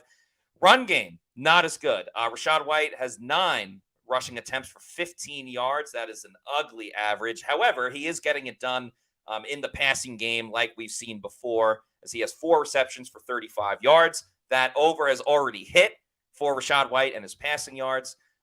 Chase McLaughlin 3-3 on his field goals. Yaya Diaby has been getting into the backfield, but not getting the job done. He is has 2 missed sacks. And Zion McCollum, an injury update. He is out for the remainder of the game with a concussion injury. So it looks like the second half is about to start. So we are going to bring back Josh Capo for quarter number 3. Again, thanks again to Zach Blobner for joining the show. We will have Tom Krasnicki, a.k.a. T. Kras, on later in the game to preview the overtime show, the OT, that he will be hosting, and get T. Kras's thoughts on the game as this one continues. As M says, Zach, cheers. And cheers to you, Josh Capo, as we get ready to start this second half. Yeah, I mean, I just realized I've probably been the negative Nelly, just looking at like some of the process and things like that, and looking at the run game. And to, I think, some of the viewers' points, like, I don't believe the Bucs had to punt at all. They've converted every drive into points. They're on pace for 32 points. Like, there's a lot to like there. Just some of the decision making, I think, is a little perplexing. And then I think some of it's me reflexively pushing back against some narratives that came out over the off season, where it's like, I think we're putting the cart before the horse there. Yeah. All right. Commanders will start at the 30. Jane Daniels drops back. He's going deep down the field, has an open receiver.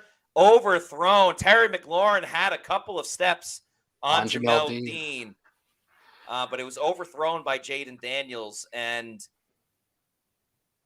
overall, I mean, the pressure didn't get to Jaden Daniels, but the lane seemed more secure where even if he wanted to scramble, I'm not saying they should force Jaden Daniels to throw to a wide open receiver 40 yards down the field. But again, by forcing Jaden Daniels to throw, you're at least making Washington try to beat you in another way other than Daniels scrambling, which has been their offense today. A Tyke Smith blitz thrown over the middle, broken up by Jordan Whitehead. Yeah. Welcome Don't say back. he can't cover. Don't say he can't cover. Well, and what I like there, the Bucs brought a blitz on that, but it was almost like a contained blitz. You saw some of the defensive tackles kind of pulling up, making sure that rush lanes were more properly covered. So it was a more targeted blitz there. First couple plays from a process standpoint, I like this version of the Bucs defense versus the first half. Yes, I agree. And there's a timeout. Okay. Polar opposites between the Bucs and the Commanders. Oh, Josh Hayes is out for the rest of the game with an ankle injury. So that now, is damn, the Bucs are dropping like flies in that secondary. Yeah, so that means Huff and Dean are going to have to go wire to wire. And if either one of them ends up out, I bet Christian Izien would be the next guy on the outside. Javier Thomas too. I mean, just based on like necessity at this point. Yeah. I would think Izien's probably a better outside corner, but it might be 6 in one hand, half dozen in the other. This is oddly kind of reminiscent of last year when Ryan Neal had to play inside linebacker with all the injuries to the Bucs. 3rd and 10.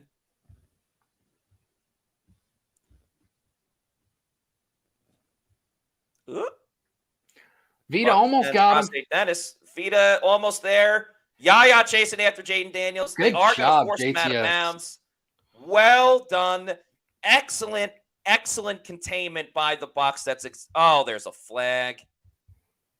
And my TV just went out. No, I think that was TV's back. Yeah, I think that was a feed issue because it happened to me too. Thought the Undertaker was appearing for a second. There's a holding penalty on Tyke Smith. And that's going to keep the drive going.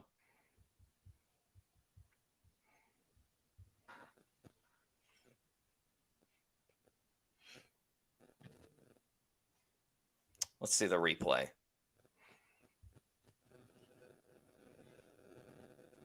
It seemed like I don't know. It looked like they kind of crashed into each other. Yeah, I don't know if that was a great penalty there. But again, the process of what Tampa Bay has been trying to do, at least early on in this half, has been good.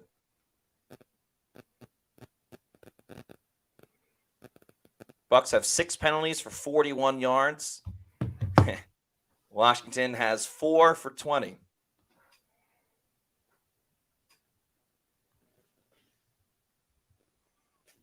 Which I don't know if weed is legal in D.C. I think it is. This is not a commentary on it, but that is a very liberal city.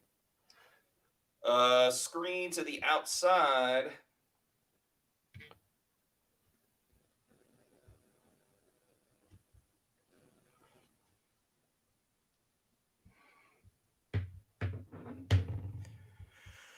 Oh, what do we got here? Besides a ref show.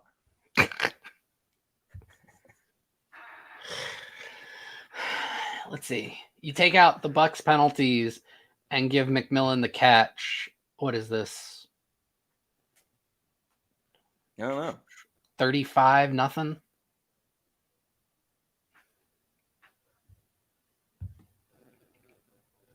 I'm confused.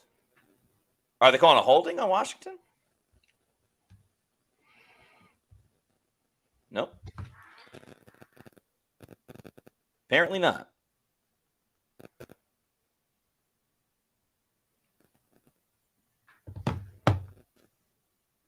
All right, 2nd and 5 at the 40.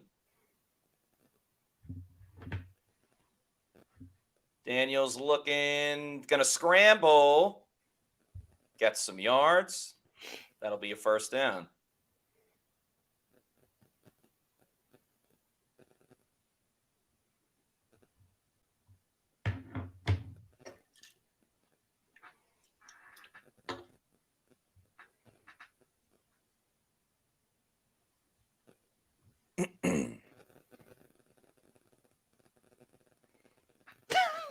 That's a wild stat. Jaden Daniels, 67 rushing yards. Rest of the team, 18. And I want to say the rest of their team may have more than the Bucs. Run up the middle. Brian Robinson. Whitehead on the tackle. Levante David tried to get a piece of Robinson as well. Yeah, today's not the day for the traditional running back to rack up some yards.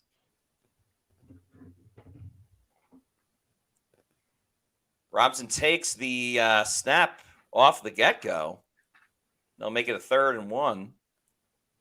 Expect a jumbo package, probably, with Vita Vea, Greg Gaines. Or goal line, I guess I should say.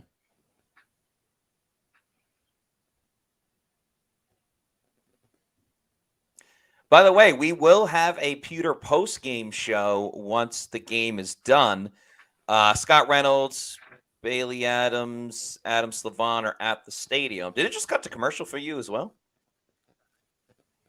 Yeah. Got That's not, because it's about to be like 3rd and 1. Yeah, I hate that commercial. But anyway, so yeah, they're live from the stadium, so it'll be myself and Scott. We'll do it at some point. We can't give an exact time just yet, but at some point, once Todd Bowles and Baker Mayfield have spoken.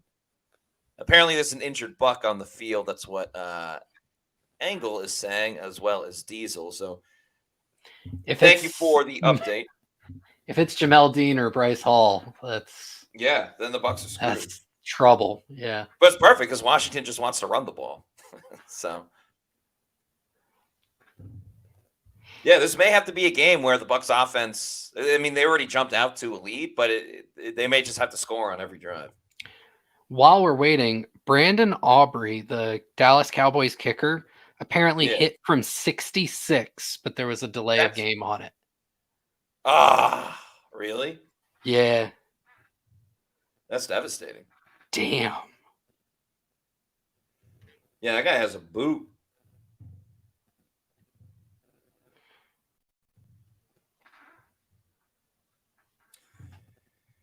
Yeah, need the Bucs to get the ball back so Baker can keep throwing. Baker Mayfield's EPA per play in the first half was 0.52. So basically every play that wasn't a designed run to somebody else, he was adding half a point to their expected points. That's an insane number.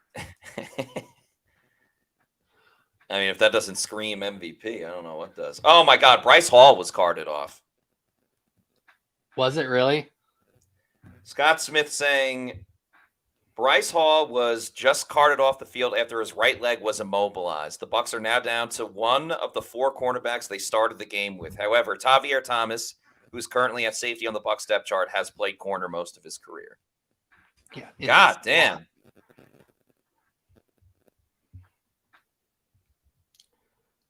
Wow.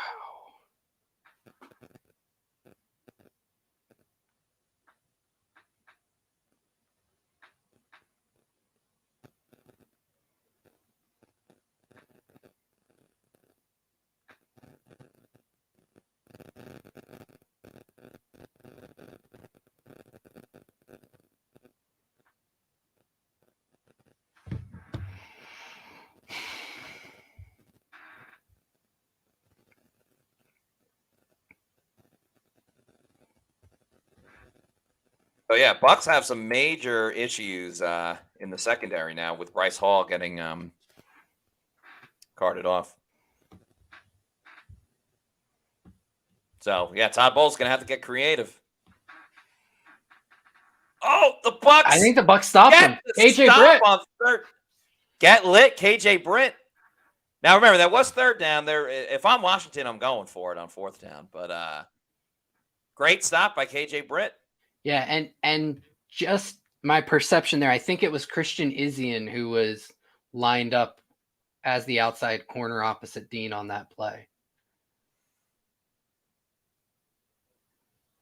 Ooh. Yeah, I don't think he got it. Yeah, we will take another look. Yeah, 4th and 1. Yeah, who would have thought of all the injured cornerbacks, Jamel Dean is the one that's still good to go. Yeah, Izien is in there. They snap it. Play action. Oh, he's going to be running for a while. However, there is a penalty. You would have to think that's going to be holding, illegal shift or illegal formation. Dan Quinn not happy about it, but that don't matter. Good on Levante David to at least chase Jaden Daniels enough. Oh, boy. Oh, boy. Oh, boy.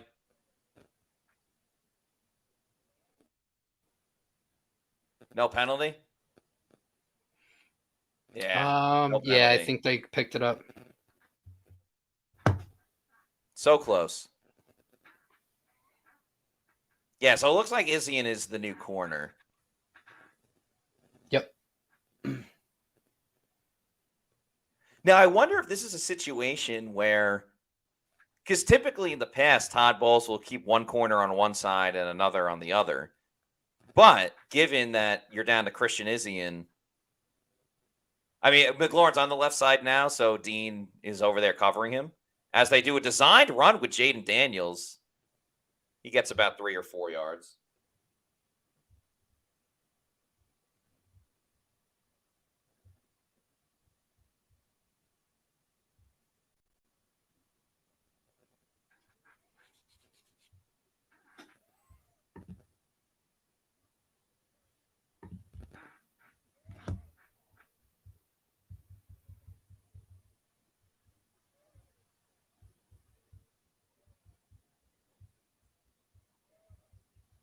Second and 8 for Tampa Bay.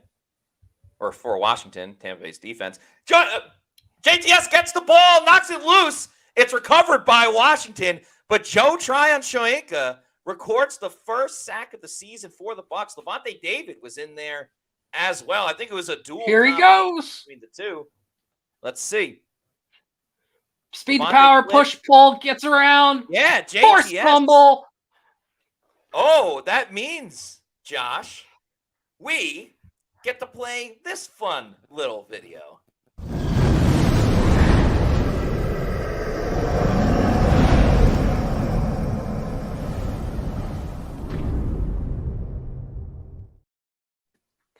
Oh my God, now Levante David is walking out.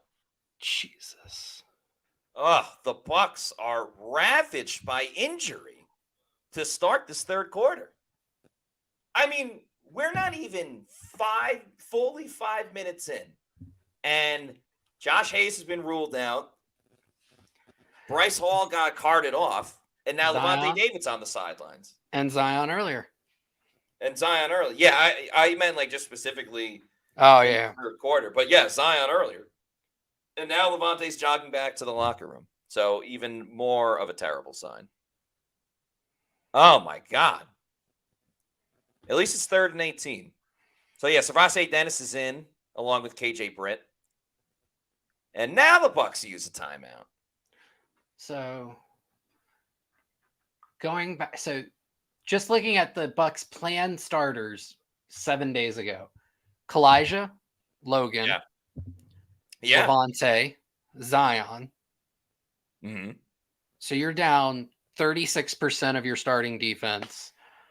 Plus a key backup. And you play the Lions next week.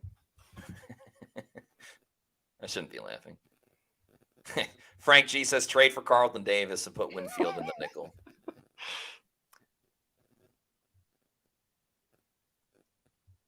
Furu Co-op says next week could look ugly. Lucas Petit says, is our whole defense hurt? Yeah, kind of.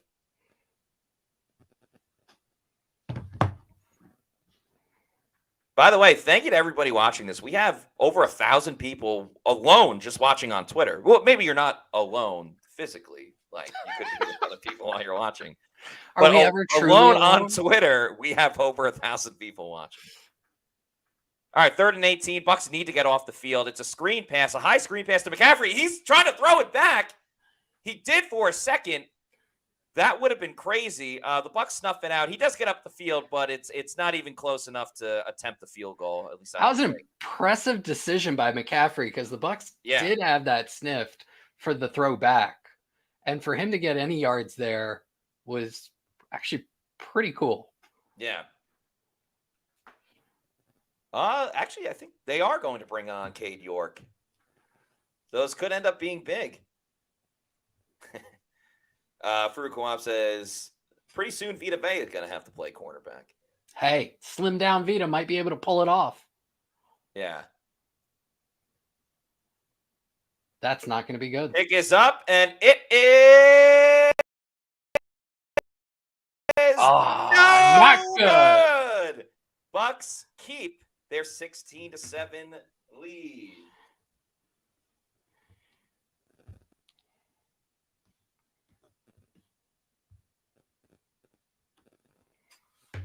Bucs are getting lucky with some missed field goals.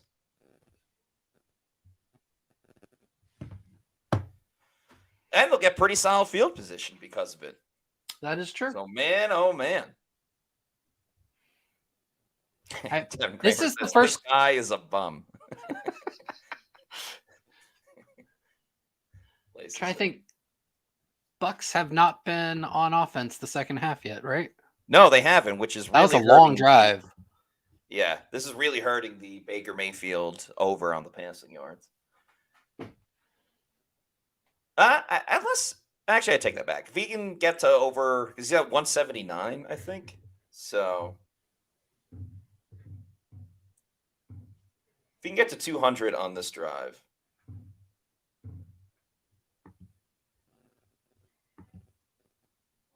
Wow, Cowboys are up 20-3 at halftime. If Deshaun Watson is struggling, that means maybe Jameis Winston.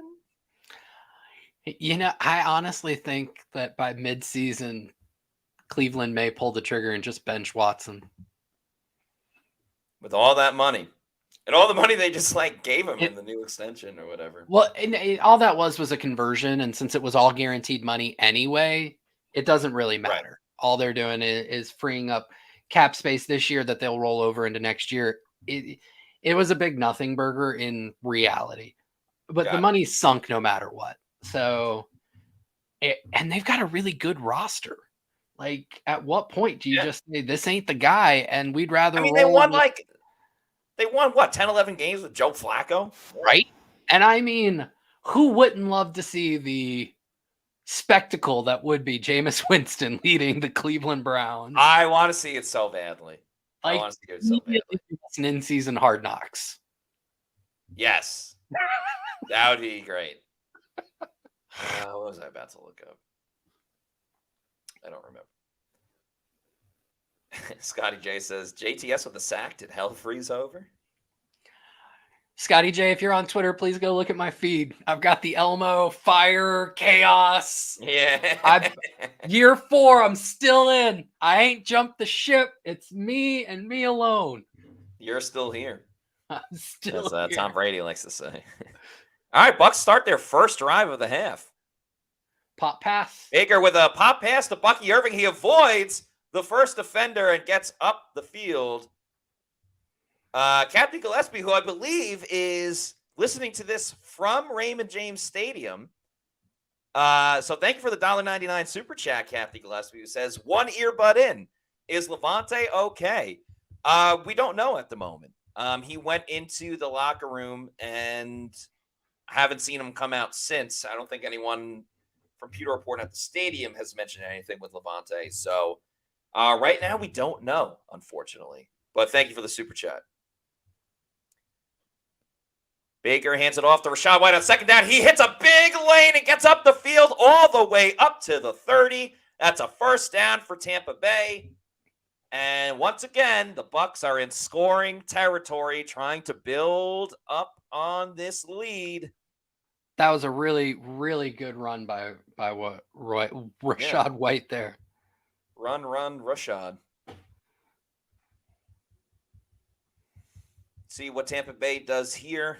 They continue to chew the clock. Chris Godwin goes in motion, then stops, heads back. Now McMillan goes in motion. They go play action. Baker has to get rid of it quickly and misses a diving Cade Otton. That was the first attempt towards him this afternoon. Good job by 92 on Washington to stay home on the naked boot. Yeah. Trying to figure out who that was.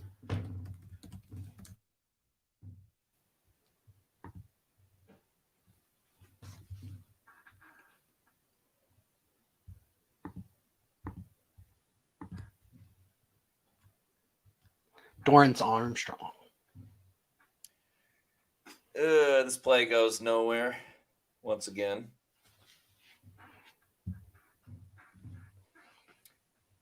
Run game just Yeah, and your passing game's getting almost 9 yards per attempt. I would severely lean into that on early downs and then run on 2nd and 3, 2nd and 4, 3rd and 1. Yeah, I agree. Important 3rd and 10 here for the Bucs. Want to play it smart, but want to keep the drive going. Baker's throwing deep towards the end zone. That's a flag is thrown. Jalen McMillan was held. That's going to be a first down for the Bucs. Believe that was that the first target to McMillan since he dropped the pass in the first quarter? Might have been. I think that was on Emmanuel Forbes Jr. too. Yep. No relation to the magazine.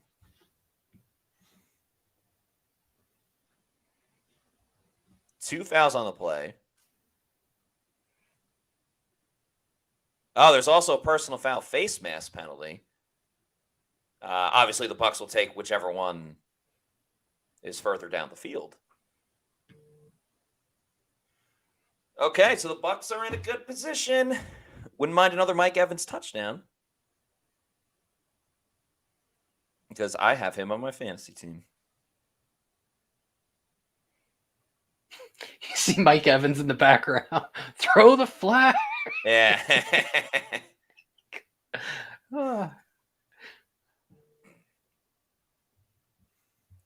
Okay, 1st and goal for the Bucs. They're in business. Baker in shotgun with Rachaad next to him. Chris Baker Godwin. He's got Chris Godwin, and he's in the end zone. Praise be to Godwin. Touchdown, Tampa Bay. The Bucs extend their lead. They are rocking and rolling. So let's play the video.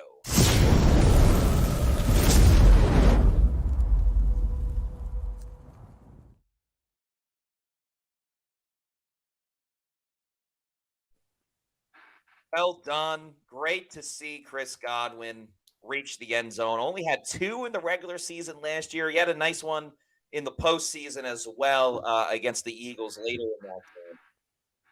But what a fantastic game for Chris Godwin. The extra point by Chase McLaughlin is good. So you know what? We'll play the field goal video again too, because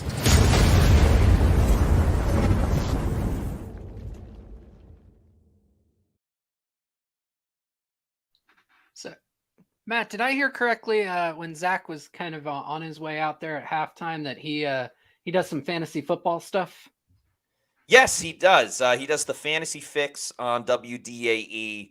He does it with Brandon Kravitz, who is a radio host in Orlando. But yeah, they do it every, I believe, Sunday at like 10 o'clock before the game start.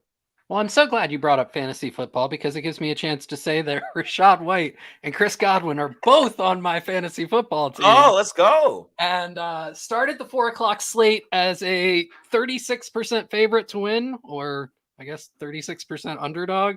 And the two of them have created it. We're at basically a coin flip right now, 53-47, based on the CBS win probability calculator. So I'll take it. It's a tough league to be in. It's 14 teams. We're IDP auction, and outside of a quarterback on offense, it's full flex. Okay.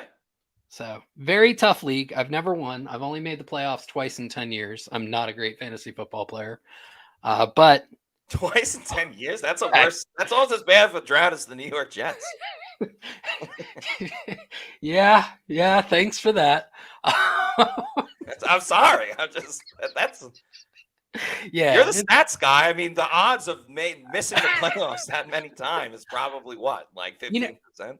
A large part of it was with my old job. I just never watched the waiver wire. I was always late to get my lineups in. I'm not as active of a fantasy football player as I should be. Like, I'm too busy breaking down offensive line tape to realize that this running back's out for the game. That's fair. Michael, a Pewter Report YouTube channel member, says, shouting at someone else in the chat, at Tony, nice call on the Godwin touchdown. M says, Baker 18 for 22. Yeah, a great game for Baker.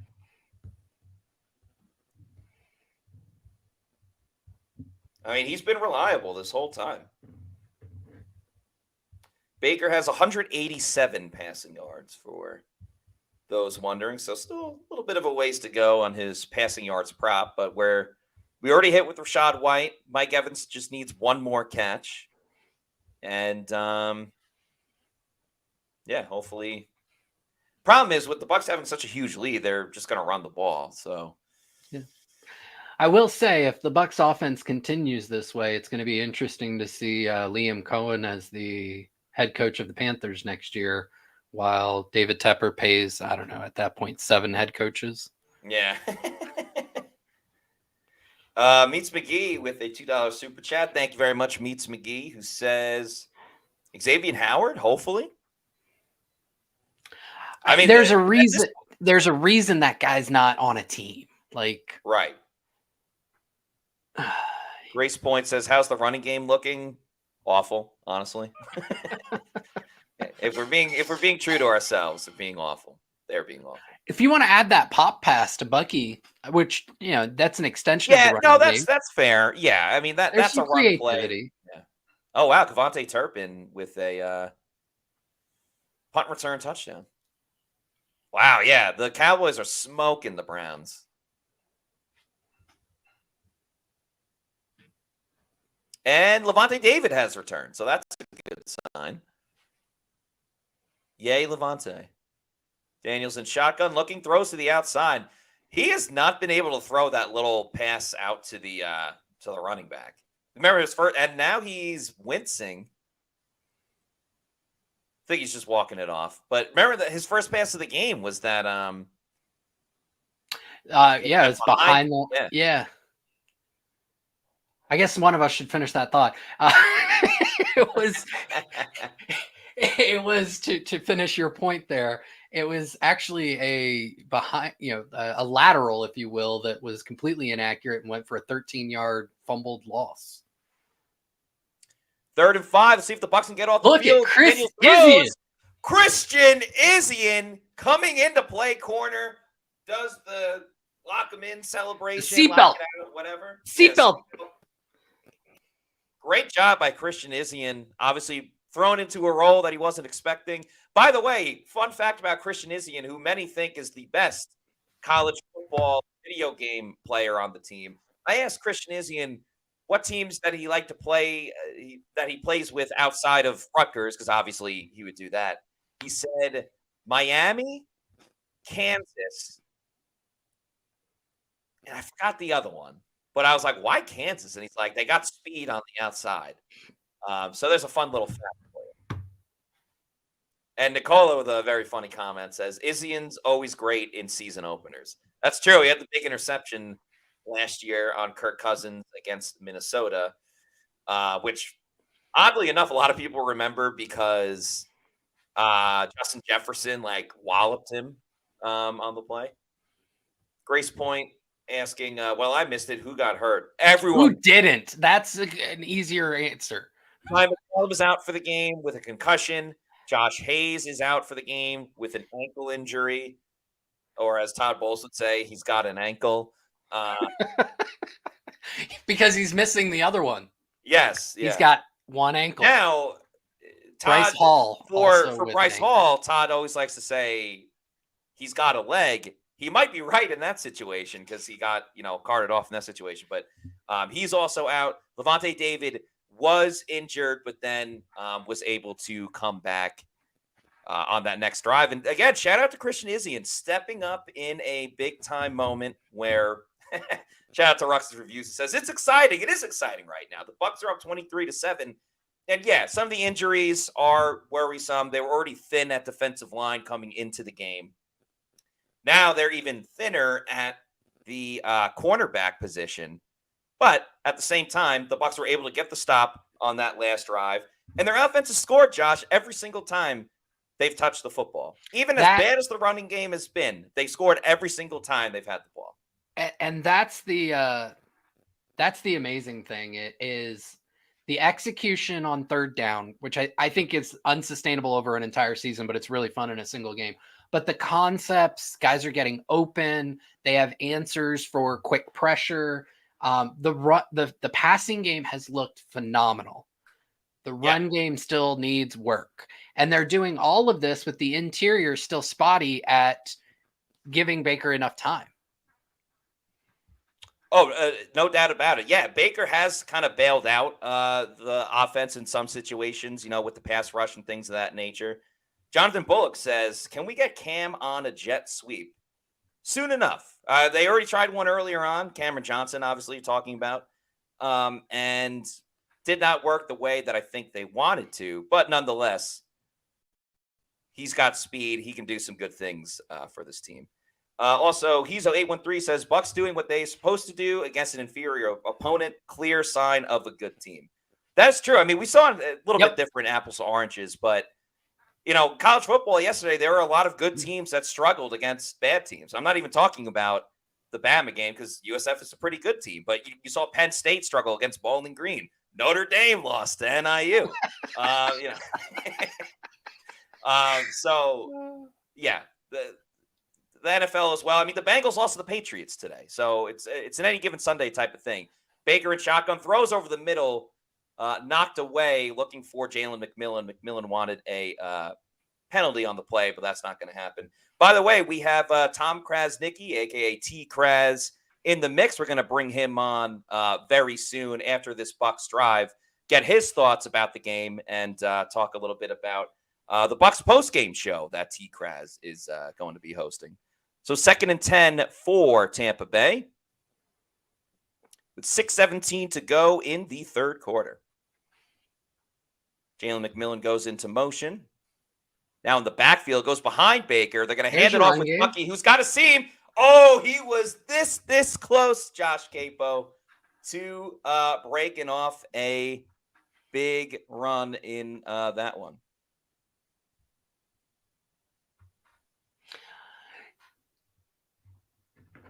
I saw Mina Kimes talking about this earlier, just because on your televisions, if you're watching along, they're profiling Baker Mayfield and his wife and their newborn, and apparently they're a very attractive looking dog as well.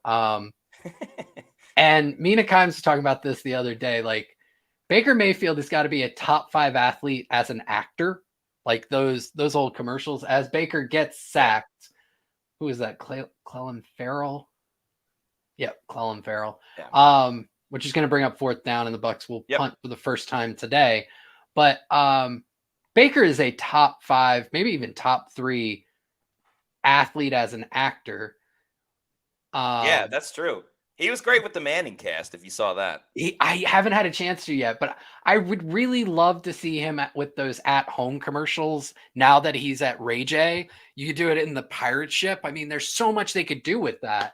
And I'm begging them to try and do it.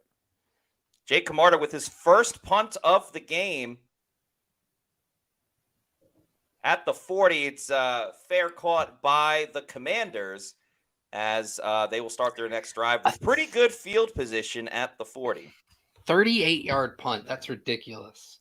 Yeah, not great by Jake Camarda there, but always great when we have our friend Tom Krasnicki on the show, also known as T. Kras.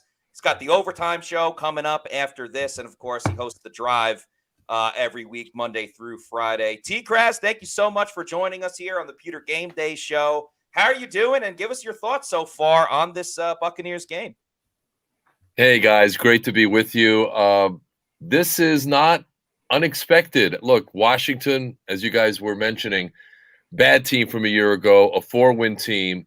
They turned over almost 75% of their roster, like 3/4 of their roster was turned over.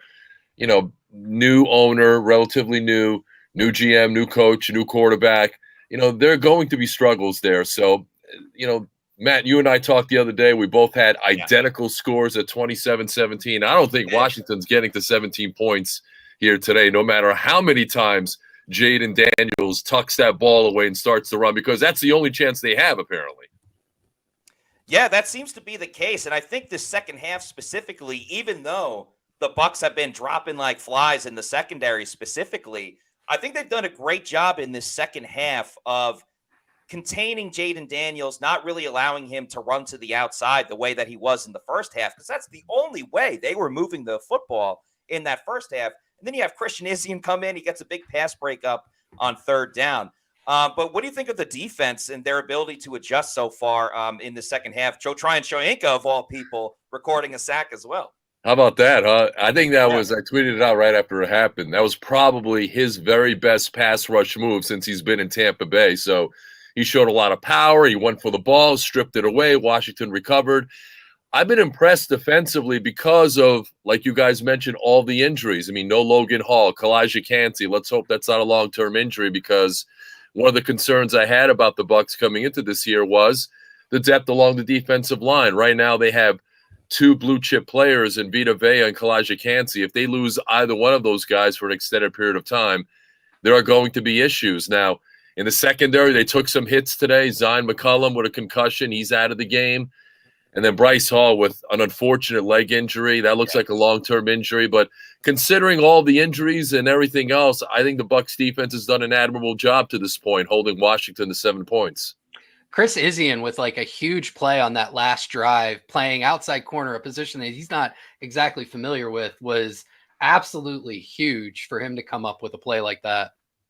He's a battler, Josh, and that's the thing I like about him. He's an undrafted free agent, and he has to fight for everything he's gotten since he's been here in Tampa Bay. So I really like with the grit and the tenacity in which he plays with, and I think the Buccaneer defense needs more of that. They have a lot of guys who are gritty, who are tenacious. I mean, KJ Britt coming up in that hole and making that big stop on Brian Robinson, I mean, that shows a lot of grit, and I think that guy's a thumper coming downhill. So I like what I've seen out of this undermanned Buccaneer defense today. They are in total control, I think.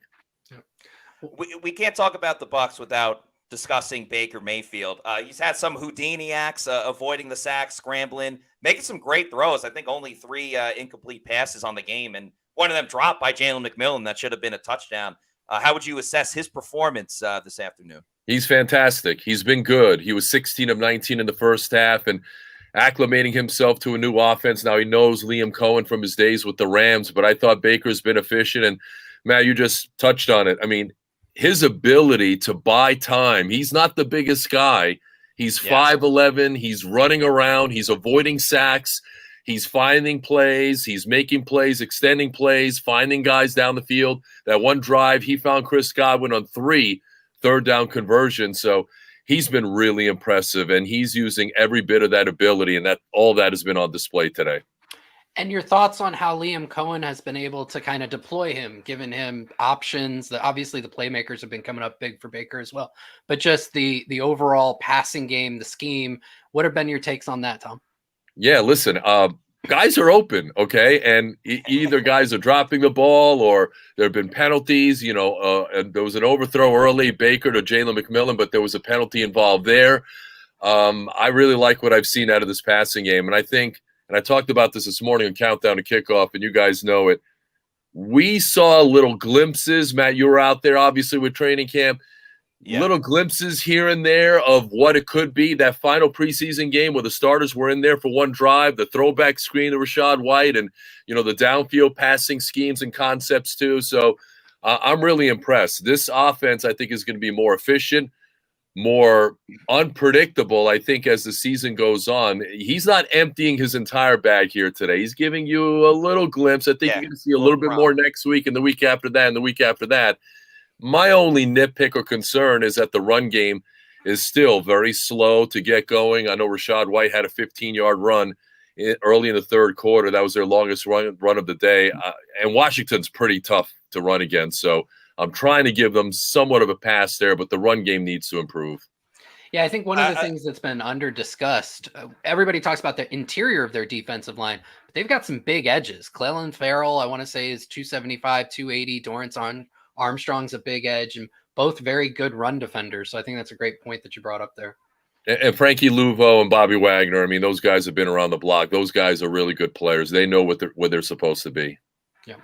Washington just had a big run getting down to the goal line. No, they're calling it a touchdown now, Brian Robinson. So Washington creeping back into this game just a little bit. T-Graz, you mentioned the pregame show beforehand, but you also got the postgame show coming up after the Bucs game with the overtime. Why don't you tell us a little bit about that? Yeah, guys, right after the Buccaneer game ends, I'll be on the air with the overtime show. I'll be on 95.3 in the FM side, the mighty AM 620, streaming on the iHeartRadio app. You can watch it on YouTube as well. My reaction, your reaction from the fans, phone calls, post-game sound. We'll dive into all of that on the overtime show. It comes on right after the Buccaneer game ends on WDAE. So I hope a lot of you Buccaneer fans can join me then. It'll be great. Hopefully with a Bucs win. Exactly. Hopefully everybody's celebrating a good time. So make sure everybody checks that out. T-Kraz, last one for me. Chris Godwin is having a great impact on this game. How awesome is it to see him kind of getting back to that vintage Chris Godwin that, we've seen before? Yeah, look, I talked about this all summer. I think he's in line for a big year. He caught 2 touchdowns a year ago. I think he's going to triple that number, Matt. I think you and I talked about that the other day. And look, the numbers have been there in terms of the catches and the yards. It's him, getting in the end zone and hitting pay dirt, which he's already done once today. He had only 2 all of last year. 7 catches, guys, today on 7 targets. So every time Baker looks at him, he's open. He's bringing it in.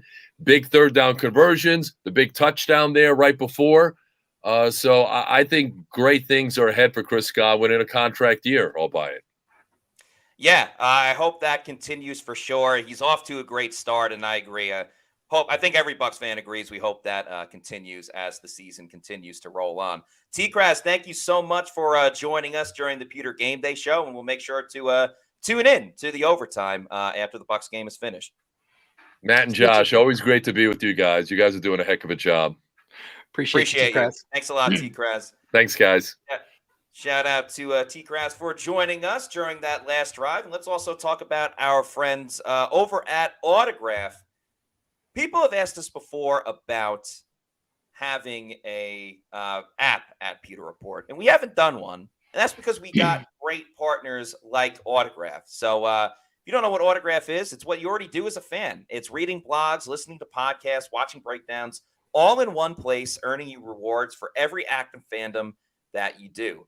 The Autograph app is completely free and available on Android and iOS. It currently features the NBA, WNBA, MLB, NFL, fantasy football, and NCAA sports, with more sports on the horizon. It's co-founded by former Buccaneer Tom Brady on the belief that devotion should be rewarded and the future of fandom belongs to the fans. So You can get all of your Bucs coverage and Pewter Report coverage in one spot. You can read Pewter Report news, watch Pewter Report videos and podcasts, and get rewarded in one free app, all at Autograph. If you have fans of other sports teams, you can get them involved.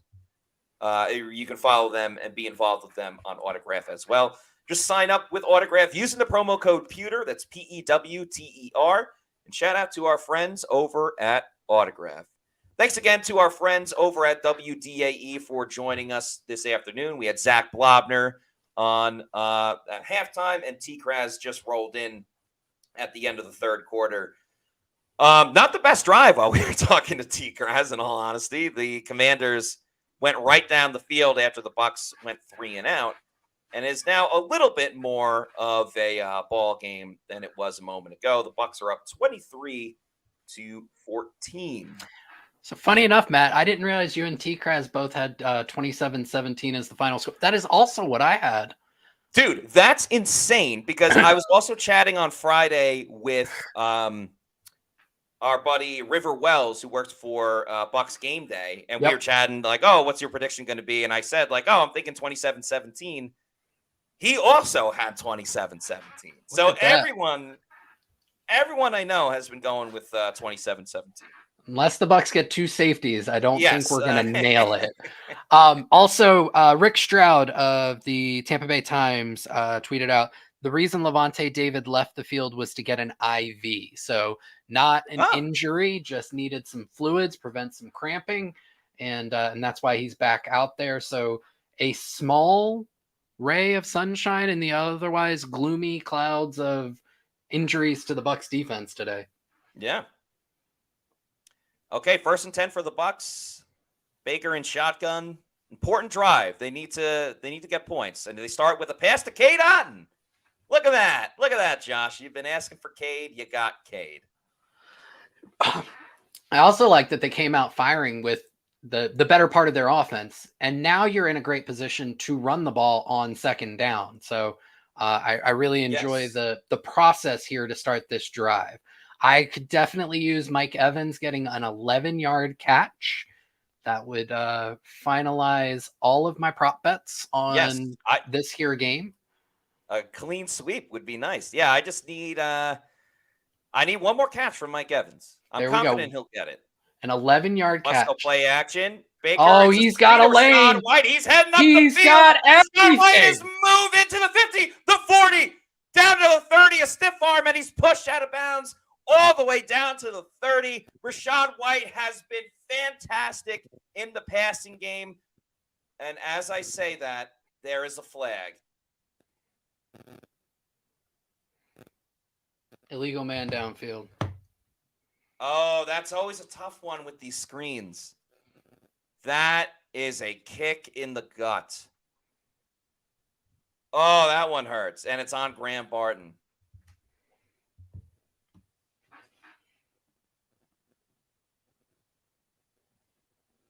That was close. Man.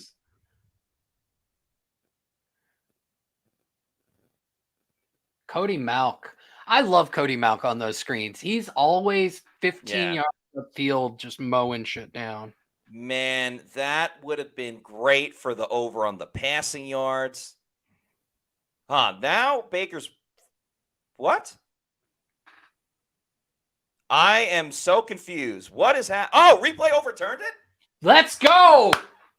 I just tweeted out that penalty is a kick in the gut.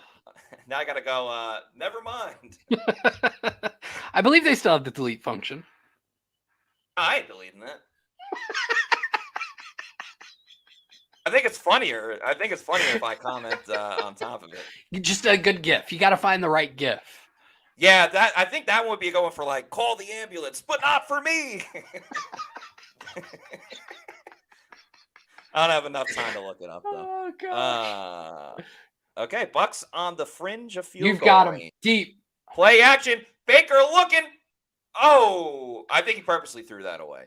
Yeah, but if the protection had been just a little bit better, I'm 90% sure Mike Evans was wide open on a deep route. Man, that would have been such a sick way to get the over on his receiving yards and catches, and probably Baker passing yards.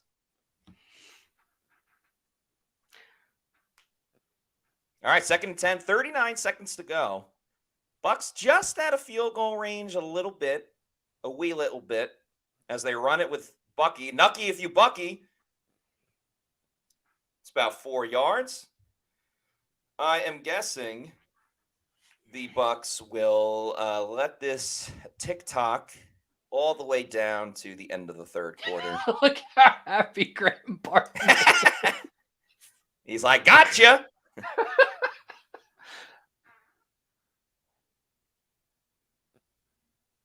Yeah, I think they're just going to try to draw him off sides. Maybe not. I don't know. Yeah. No, I think you're right. I think you're right there. Oh, got the camera, man. There's a little shake on the camera. All right. It's that time. It is the 4th quarter. You know what? Graphic? No, but put your 4s up, people. Put your 4s up. It's the 4th quarter. The Bucs are winning. They're trying to score again. And this is also probably a good time to talk about our friends over at Walk-Ons. Shout out to Walk-Ons. Make sure going to them every single day or every single day of the week, you're going to have a great time. But even in particular, Walk-Ons has great game day specials. If you're a big football fan like we are, whether you're watching the Bucs on Sundays or watching some college football on Saturdays, they have great Walk-Ons deals. Pints of $4.49 and $5.99 for the 22 ounce of Michelob Ultra, Bud Light, and Budweiser. They got $5 Heineken Silvers and $5 Neutrals as well. Their food is great. I was just saying on the show the other day, I was there on Friday. I had the chicken bomber sandwich along with some fried pickles. Great food, great appetizers.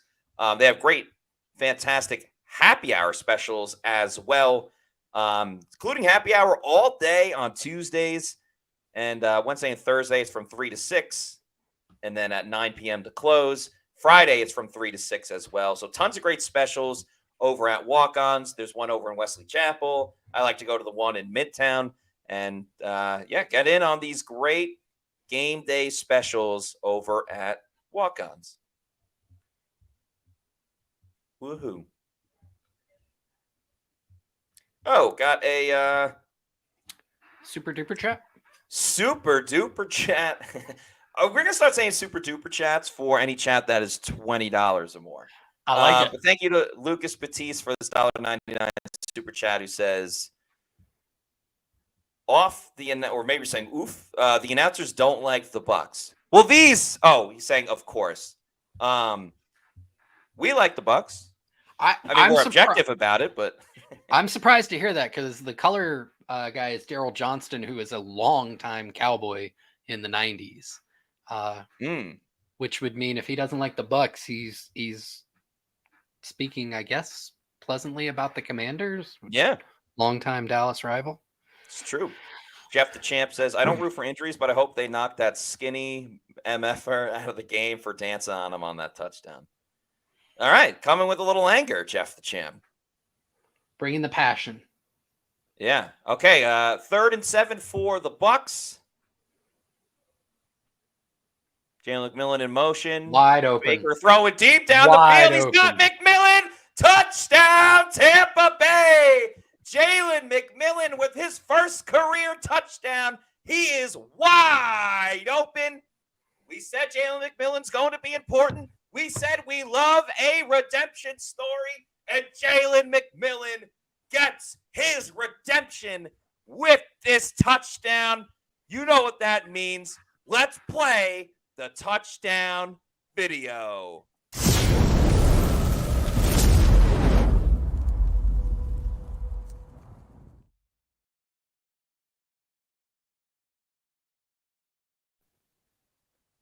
The extra point is coming from Chase McLaughlin. It's up. It is good. The Bucs have scored 30 points in their season debut. You get a pat on the back, Liam Cohen, and that will play the extra point video.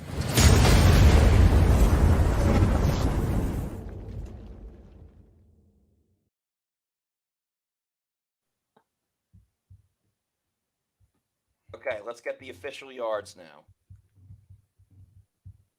Baker Mayfield's at 256 passing yards. That means Baker Mayfield has hit his prop bet of over on the passing yards. Give me the over. Give me the over. I got to tweet that out now. Thank you, Baker Mayfield.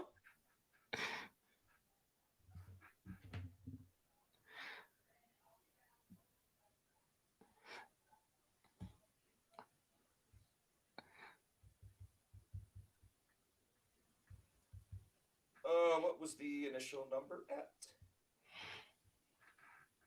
Give me the over. Give me the over. 248 and a half.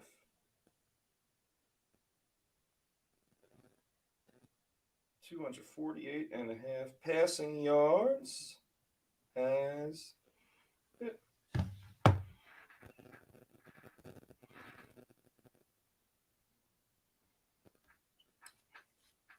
And yeah, let me find the video. Albums.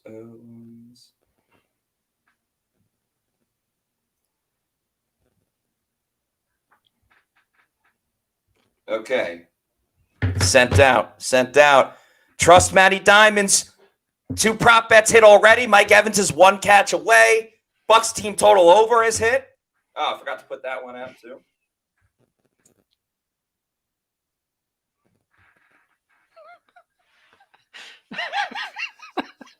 So while you're doing that, I tweeted out wide F asterisk CKING open.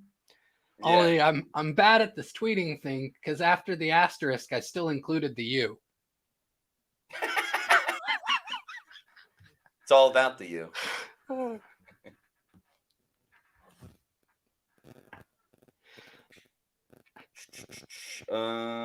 it. I have so many albums. Give me the over. Give me the over.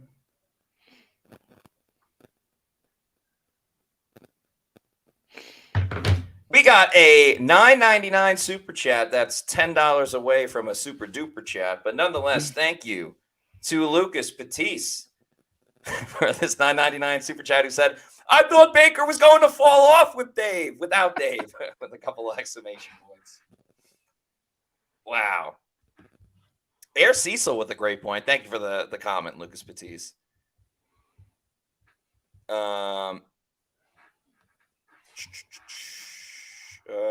Shoot, where was it? Oh, yeah, Air Cecil says, I haven't seen any passes batted down at the line today. That is very true.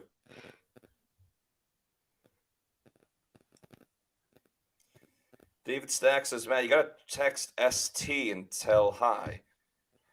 Can you be a little more specific? Who's ST? Special teams? Steve, Scott, Sam. Sebastian. Jeff the Champ says, tackling has been sloppy in the second half. A little bit. Yeah, the Robinson touchdown wasn't great. Albert Vonka says, 1 catch away from Mike to $100. Thanks, Matty Diamonds. Well, he's still got to get it. He's still got to get it. I hope he does. Just one more. Yeah, he hasn't had a catch this second half. One thing that you and I haven't talked about today is the Bucs are using Servassier Dennis. It looks like in obvious passing situations. So probably going to see him a lot in the fourth quarter here. That'll be fun. Wow. Good for the Bucs. 30 points. Daniel's going to run it to the outside. He always hustles, man. He's always hustling. 115% from that guy. Yeah. Kind of forced the fumble in a way.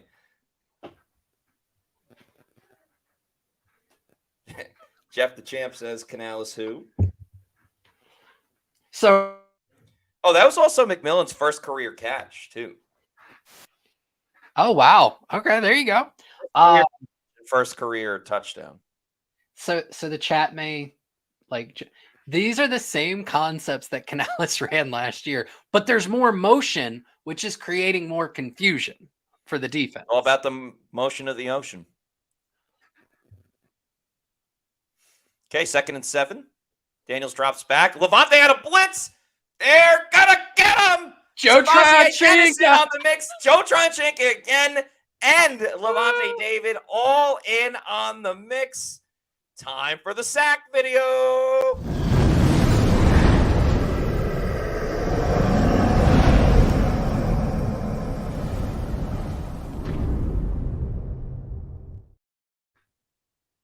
Well done. Oh, Levante tripped on the lineman, too. Yeah. So, yeah, that'll probably be a half sack for Servassier and Joe Tryon. He's trying to get to the quarterback, and he succeeded. Shoyinka. So, 3rd and 20. Daniels has time. Greg Gaines finds he's got to throw underneath. There's a gang of Bucs who make the tackle. Dennis included. Of course, Jordan Whitehead is right there to say, that's what I like to see. Well, that's Pittsburgh on Pittsburgh. Whitehead and Servassier. That is right. Yeah, nice hit. 4th and 7. I wonder if Washington will go for it. They will not. Scotty J says, after today, ... Canals to Panthers, great trade.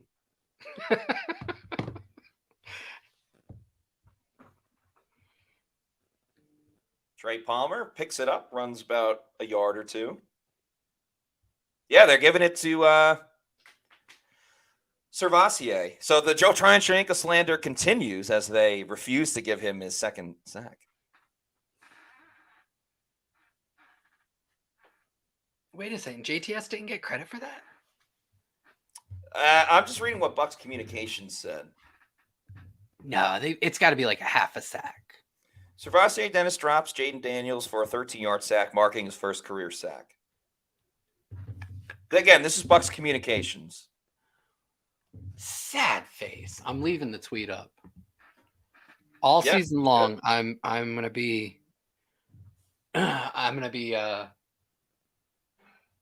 throwing that Elmo fire gif every time he gets one. By the way, with the Bucs going on offense again, up 30-14. Baker's 21 of 27 for 256 yards, 3 touchdowns. Man, can you imagine he throws for 300 yards and gets a 4th touchdown? That would be amazing. And especially again, he just got paid. He's having this kind of game in a late slate where there aren't many games, and then Cleveland's getting curb stomped. Yeah, I think so. And Deshaun Watson, I don't think he's completed a pass over 5 air yards today. Jameis time.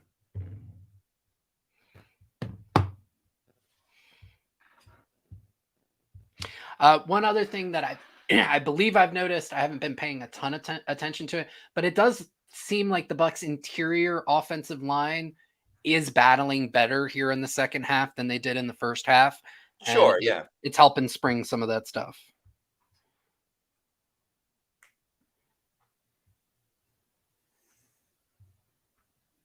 Oh, okay. The Chargers won. I had a separate parlay. It wasn't on Pewter Picks and Props, but I did a separate parlay of just money line, the Saints, and the Chargers. So that hit, which was nice. I also had my NFL pick. I went 4-3 in college football. My NFL picks were Saints -4, which covered. I had the over in Miami and Jacksonville. That did not cover.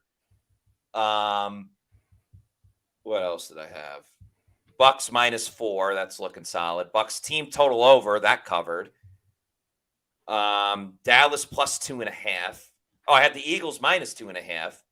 And then I have the under in Lions-Rams tonight. So right now, as long as the Cowboys hold on, I'm looking at 4-1 with just the team picks in the NFL. Bucky Irving, nice cut to the middle. Gets about 8 yards on first down.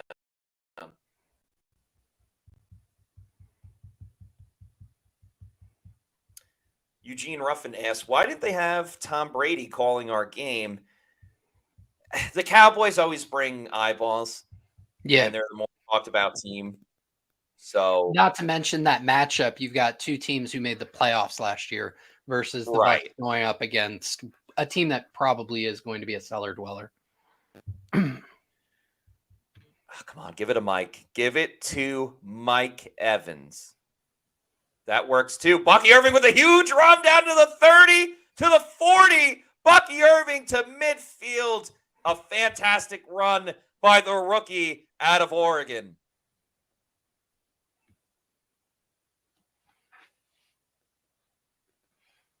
Well done, Bucky. Yeah, let's look at the blocking on this one. Just split the two defenders. I mean, he was untouched up until getting tackled at the 50. Cleared, and Godwin, of course, doing dirty work. Of course.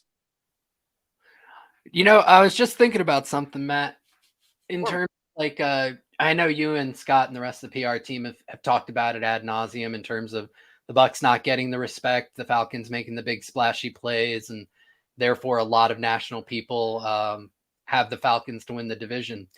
One of the rare zigs when everybody else was zagging on that is Mike Florio is probably going to do a victory lap because he had the Bucs as a top 10 team in his recent power rankings. Wow. That's pretty good.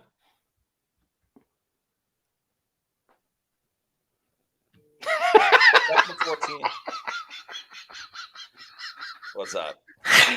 So Sly, take a look at what I think it's okay to say this on the give people a little peek behind the curtain.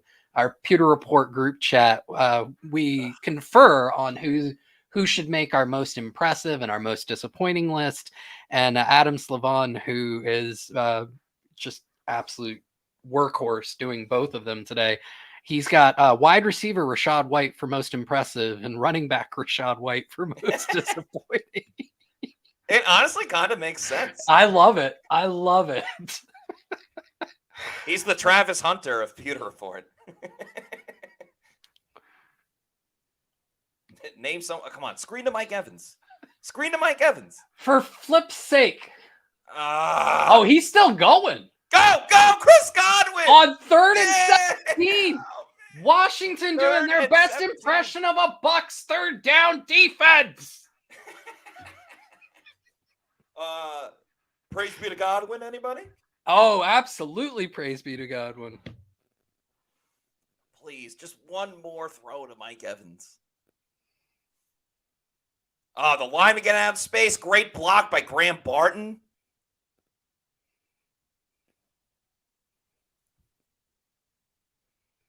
Give it to Mike. Forget running the ball. You can run it against a better team. Bucky. No. Bucky's running so well. Bucky came so close to a touchdown. Oh, he's fired up. I also had Bucky Irving anytime touchdown. Nucky if you Bucky. Oh, I got to find my Bucky picture.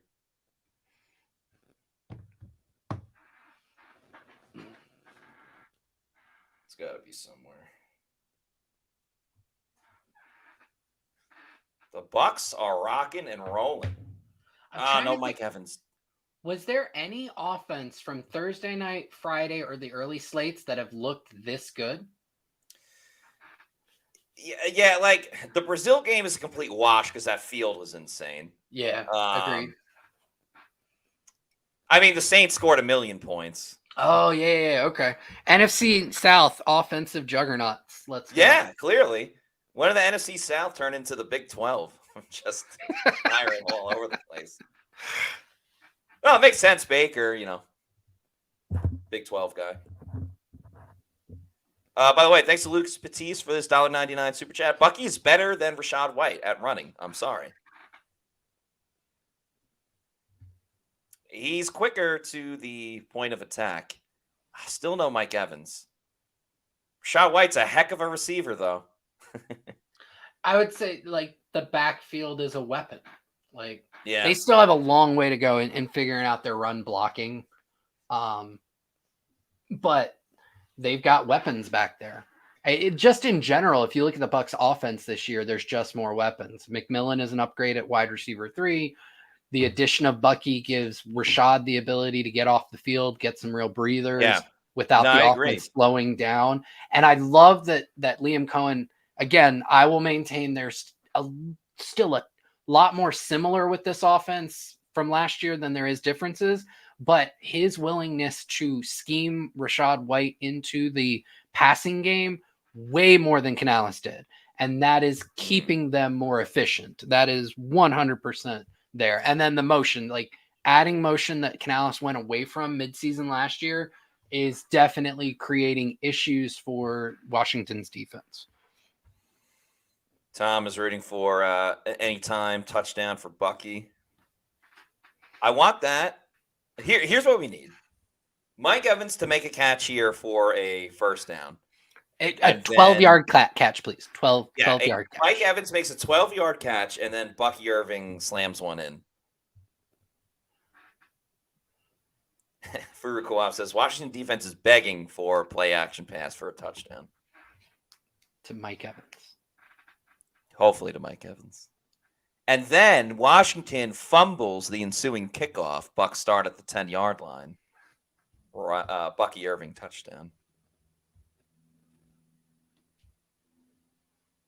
Once again, a friendly reminder to everybody, we will have a Pewter post-game show shortly after we hear from Todd Bowles and Baker Mayfield. Shout out to Q's44 who says, will we see Tuck in a blowout? Yeah, I mean, if the Bucs score a touchdown on this drive and they get the ball Kyle Trask time. Again, it could be Kyle Trask time. And it could be Sean Tucker time. Tuck time. So he can tuck the opponent to bed with the game done. Oh, the Vikings offense looked good in the early slate, too. Against another NFC East vaunted defense. The Giants are awful. At least offensively, the Giants are awful. Like, awful. They have a good defensive line. You know, Dexter Lawrence, Thibodeau, Brian Burns, but they are awful on offense. All right, 3rd and 6. Mike Evans. Okay, he's on the field. That's a good start because he wasn't on 1st and 2nd down. Not even thinking he's just thinking like, hey, we don't need to play him as much. We're up 16 points with 6 minutes to go in the 4th quarter. Mike Evans. He's in motion. Mike's in motion. Mike's on the left side. We're manifesting this. Baker's looking. He's got Mike. He's got Mike right there. Oh, he's going to get sacked. He's out of it. Throw to Mike. Get the first down. Yeah, he's still going. Baker dives. He's down at the 10. Thought he hit him in the head. And Baker does this funny-ass celebration. That was great. His celebration always makes me feel like he's sniffing his finger and then pointing it away. I believe it's called Slime Me Out. All right, didn't take too much of a hit. I should have thrown it to Mike, though. Slime Me Still has an opportunity to. Still has an op. He can get you the the reception. He can't get me the yards. Yeah. Oh, Rashad White was so close. Hey, how about a nice little fade in the end zone to Mike Evans? There you go. Huh? A 4-touchdown day for Baker Mayfield? Yeah. Bing bong. Mike Evans in the corner. Bing bong. Shout out to Jerry O'Connell. He's hilarious. Fade to Mike. Did you see him call Rebecca Romaine to get get included in the fantasy football league? Fade to Mike and fight the break of dawn. Come tomorrow. He'll be gone. Thanks to Redfish for this $4.99 super chat who says, sorry, if he scores on a fade touchdown on this next play, The song "Fade to Mike" is sticking. Ref Hedge with a $4.99 super chat who says, "How y'all viewing our blocking today? We did well many times, but got beat a lot. It seemed first 3 quarters especially silly." Yeah, if I was grading the blocking overall, I'd give it probably a C. Yeah. Malkin and Barton struggled on. Back in the corner to Evans! Touchdown, Mike Evans! Fade to Mike. Fight the break of dawn. Come tomorrow.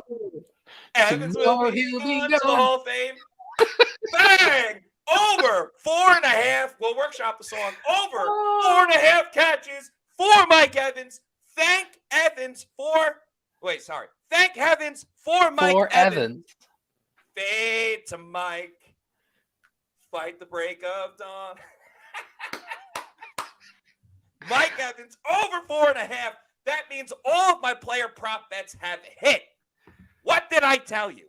What did I tell you, Pewter people? Matty Diamonds hits it again, and 4 touchdown passes for Baker Mayfield. Yep.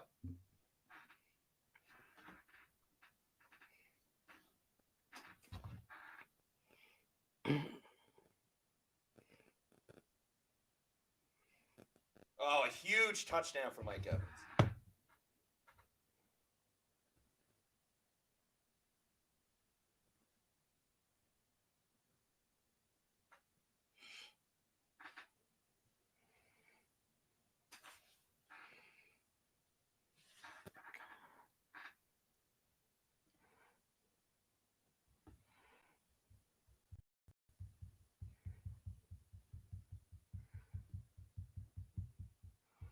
Bang.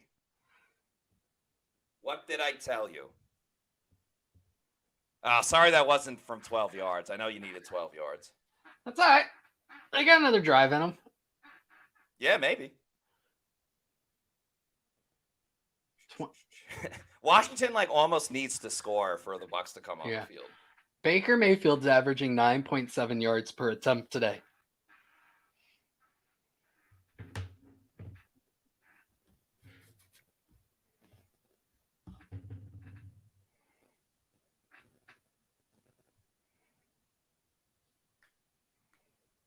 Man. Oh, by the way, we've been so pumped about the Mike Evans touchdown, we forgot to play touchdown. The video touchdown.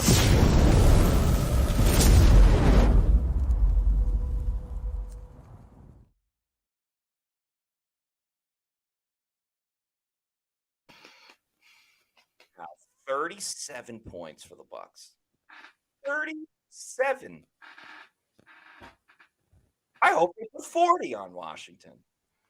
Hold on. I think I've got a poll that I think you're going to enjoy. Give me 1 second here.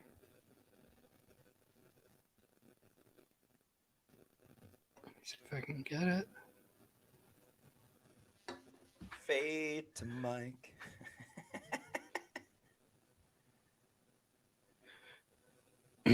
Daniel's pass is complete to McLaurin for a first down.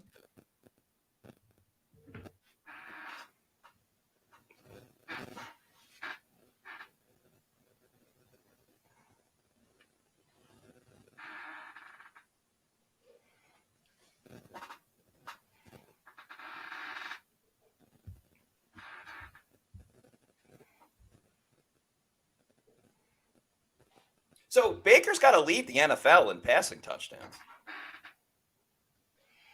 Yeah, that's probably the case.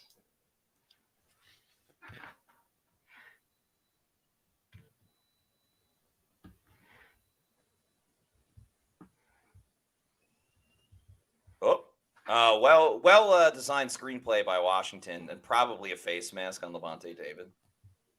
Ooh, Brewer drilled Austin Eckler there at the end. Sky J, bring on Trask, maybe? Yeah. I mean, at this point, the Bucs would just run out the clock.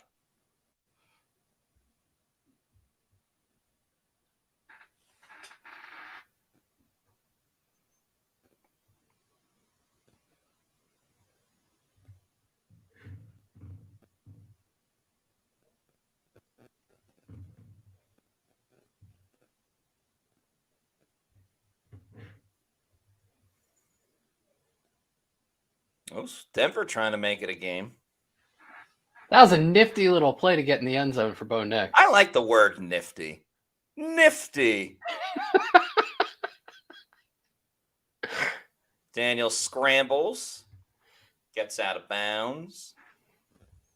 Man, 37 points for the Bucs. And, I mean, listen, I know there have been some issues with the Bucs defense, and, you know, they did luck out with some missed field goals. And they're playing the Commanders. But they do play other tough, scrambling quarterbacks this year. Jalen Hurts, obviously, in a couple of weeks, and Lamar Jackson in a highly coveted game, and Mahomes obviously has great escapability. But when they go up against a couple quarterbacks that can't move like the guys I just mentioned, that pass rush is going to get home. And I think Yaya is going to make some big plays. So yeah, it'll be there's a lot to like. Yeah, Hurts will be interesting because Daniels and Lamar are actually much more dangerous scramblers than Hurts, because Hurts only scrambles to his right. Like, he does not break left. Oh, wow. So yeah, so you can game plan up to that.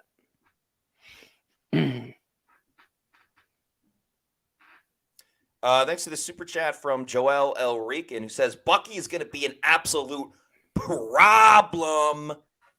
I think he very much could be, Joel El Rican. The Bucs ran it much better, not just with Bucky, but in the second half, and Bucky was a big part of that. And yeah, we'll see. Browns fans watching Baker today. Whew. Yeah, I mean, and this is a great start for the Bucs too. Yes, let's acknowledge Washington's a pretty below average football team, but every game counts. Hey, they're going to be tied with the Saints for first in the division. Well, yeah, and so that's what's important, Josh, is, you know, the Saints beat the Panthers. I'm not impressed by that, regardless of how many points they scored. But like, the fact that they're already game up on Atlanta, who a lot of us imagine are going to be the top two teams lobbying for the division title this year, even though it's only week one and there's such a long way to go, I think it's great that they already have a game up ahead of Atlanta, especially playing Atlanta twice in the month of October, where Atlanta's still going to be figuring stuff out. I mean, Pittsburgh has a great defense, credit to them, but I think it's going to take a little while for Atlanta to truly get it all together. So kudos to the Bucs for taking care of business. I would say yes to all of that. I would agree with all of that. Lucas Petit says Saints might be first just because they beat a division opponent. Yeah, I mean, it doesn't really matter for week one. Everyone plays every division opponent. Baker Mayfield is the first quarterback with 4 passing touchdowns versus Washington in a season opener since 1999, when Troy Aikman had 5. Kind of a random baseball stat that doesn't hold much weight in the pantheon of sports, but still pretty cool. Yeah. Here, I got one for you. The NFC South, about to hit send on this. The NFC South is so strong. Their winning teams are going to have the teams that lost to them at the absolute bottom of every power ranking. Yeah. I like it. Daniel's looking over the middle. It's caught by McCaffrey. Tyke Smith tried to pull it away. Is it a touchdown? Nope. It's a first down. And somebody we haven't talked about all day, but Tyke Smith has had a solid game in the slot. Yeah. You haven't seen the Commanders win from the slot outside of, I think, that catch right there. Daniel, they held it. Rushes it. There's no, that man needs to buckle his chin strap up. Oh, They're Jordan calling that a Whitehead getting in a fight.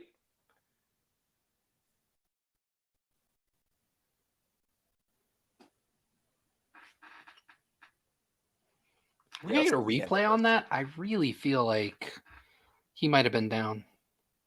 Let's see. He jumps. Whitehead has him. Dennis also has him. Helmet comes off. He's still up for the time being. He's not across yet, but he's still up. Yep. Let's see. And then I think he's in. Yeah, you're probably right about Because that. he doesn't really go down until like half of his head is in the end zone. Like he's still up. He's still up. He's riding Jordan Whitehead, essentially. Yeah, I think he's in.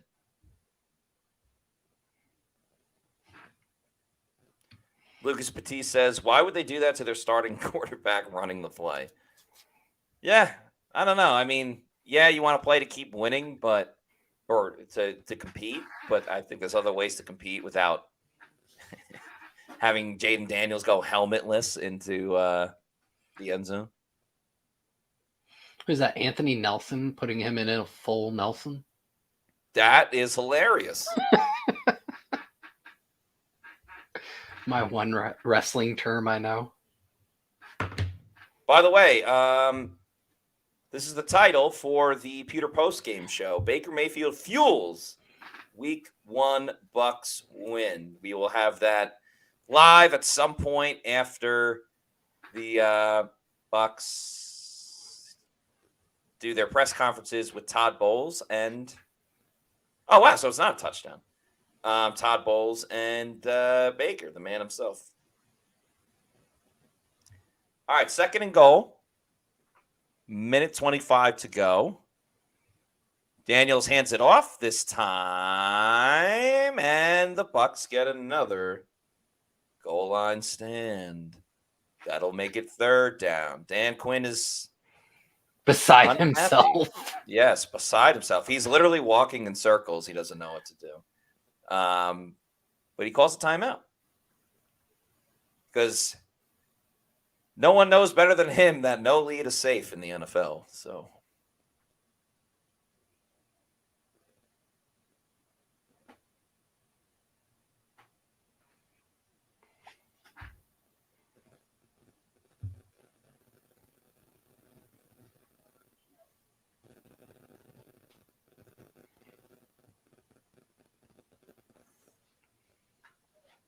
I can't believe all of my bets hit. What a start to the season. Thank you. Congratulations. I did get USF plus 31 last night. Yeah, so did I. And Great it cover. almost became a bad beat. Yeah. Oh man, how did they not hold on to him? Touchdown, Jaden Daniels. And they're gonna go for 2 because they don't believe in their kicker.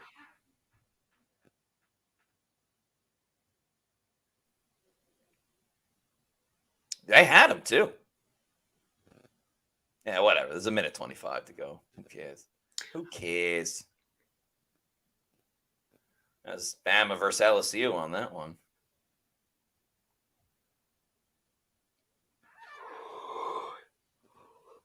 Oh, are we going to see an onside kick? Will this be the first new rule onside kick? I hadn't thought about that. Daniels rolls out to his right. He's looking. He throws. Caught by Luke McCaffrey. Nope, incomplete. So the score stays at 37-20. I've never Luke McCaffrey's understood not happy on those 2-point conversions why so many teams eliminate half the field with these rolls, like the rolling to the right. Yeah. I don't get it.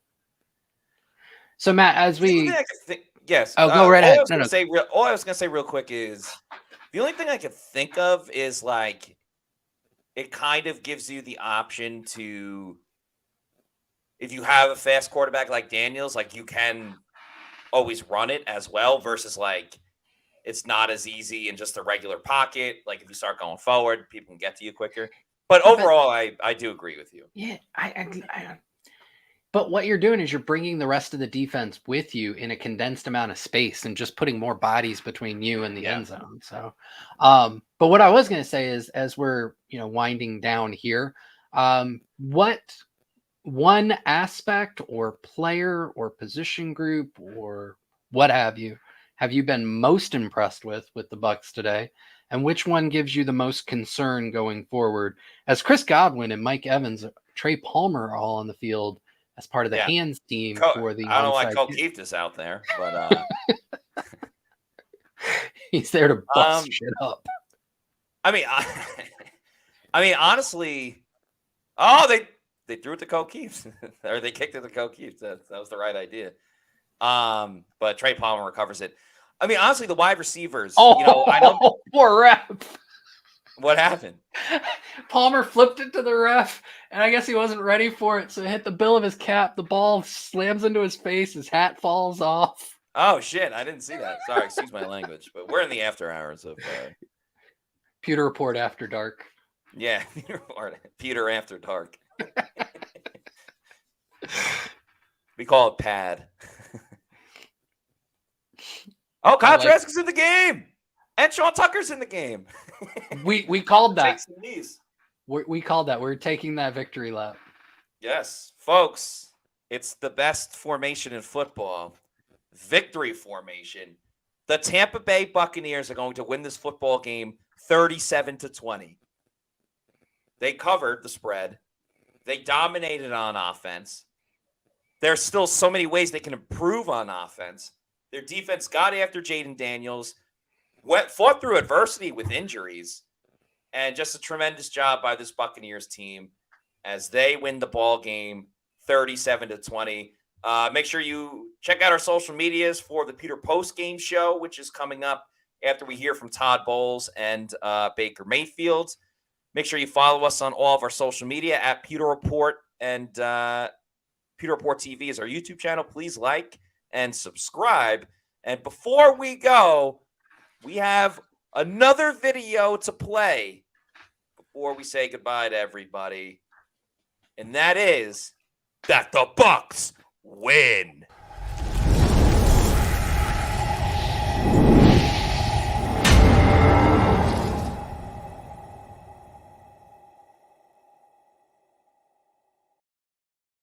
Pretty cool, right? I liked it. Let's play it again. Bucs win.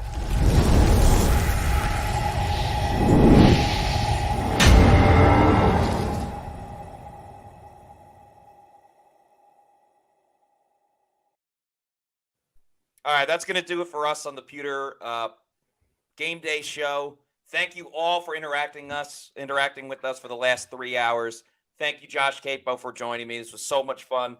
We got the Pewter Report post-game show coming up in a little bit. Check out our social media for all of that. But that's going to do it for us this evening. For Josh Capo, I'm Matt Matera saying thanks, everybody, for watching. The Bucs are 1-0, and we'll see you for the Pewter post-game show in a little bit. Out.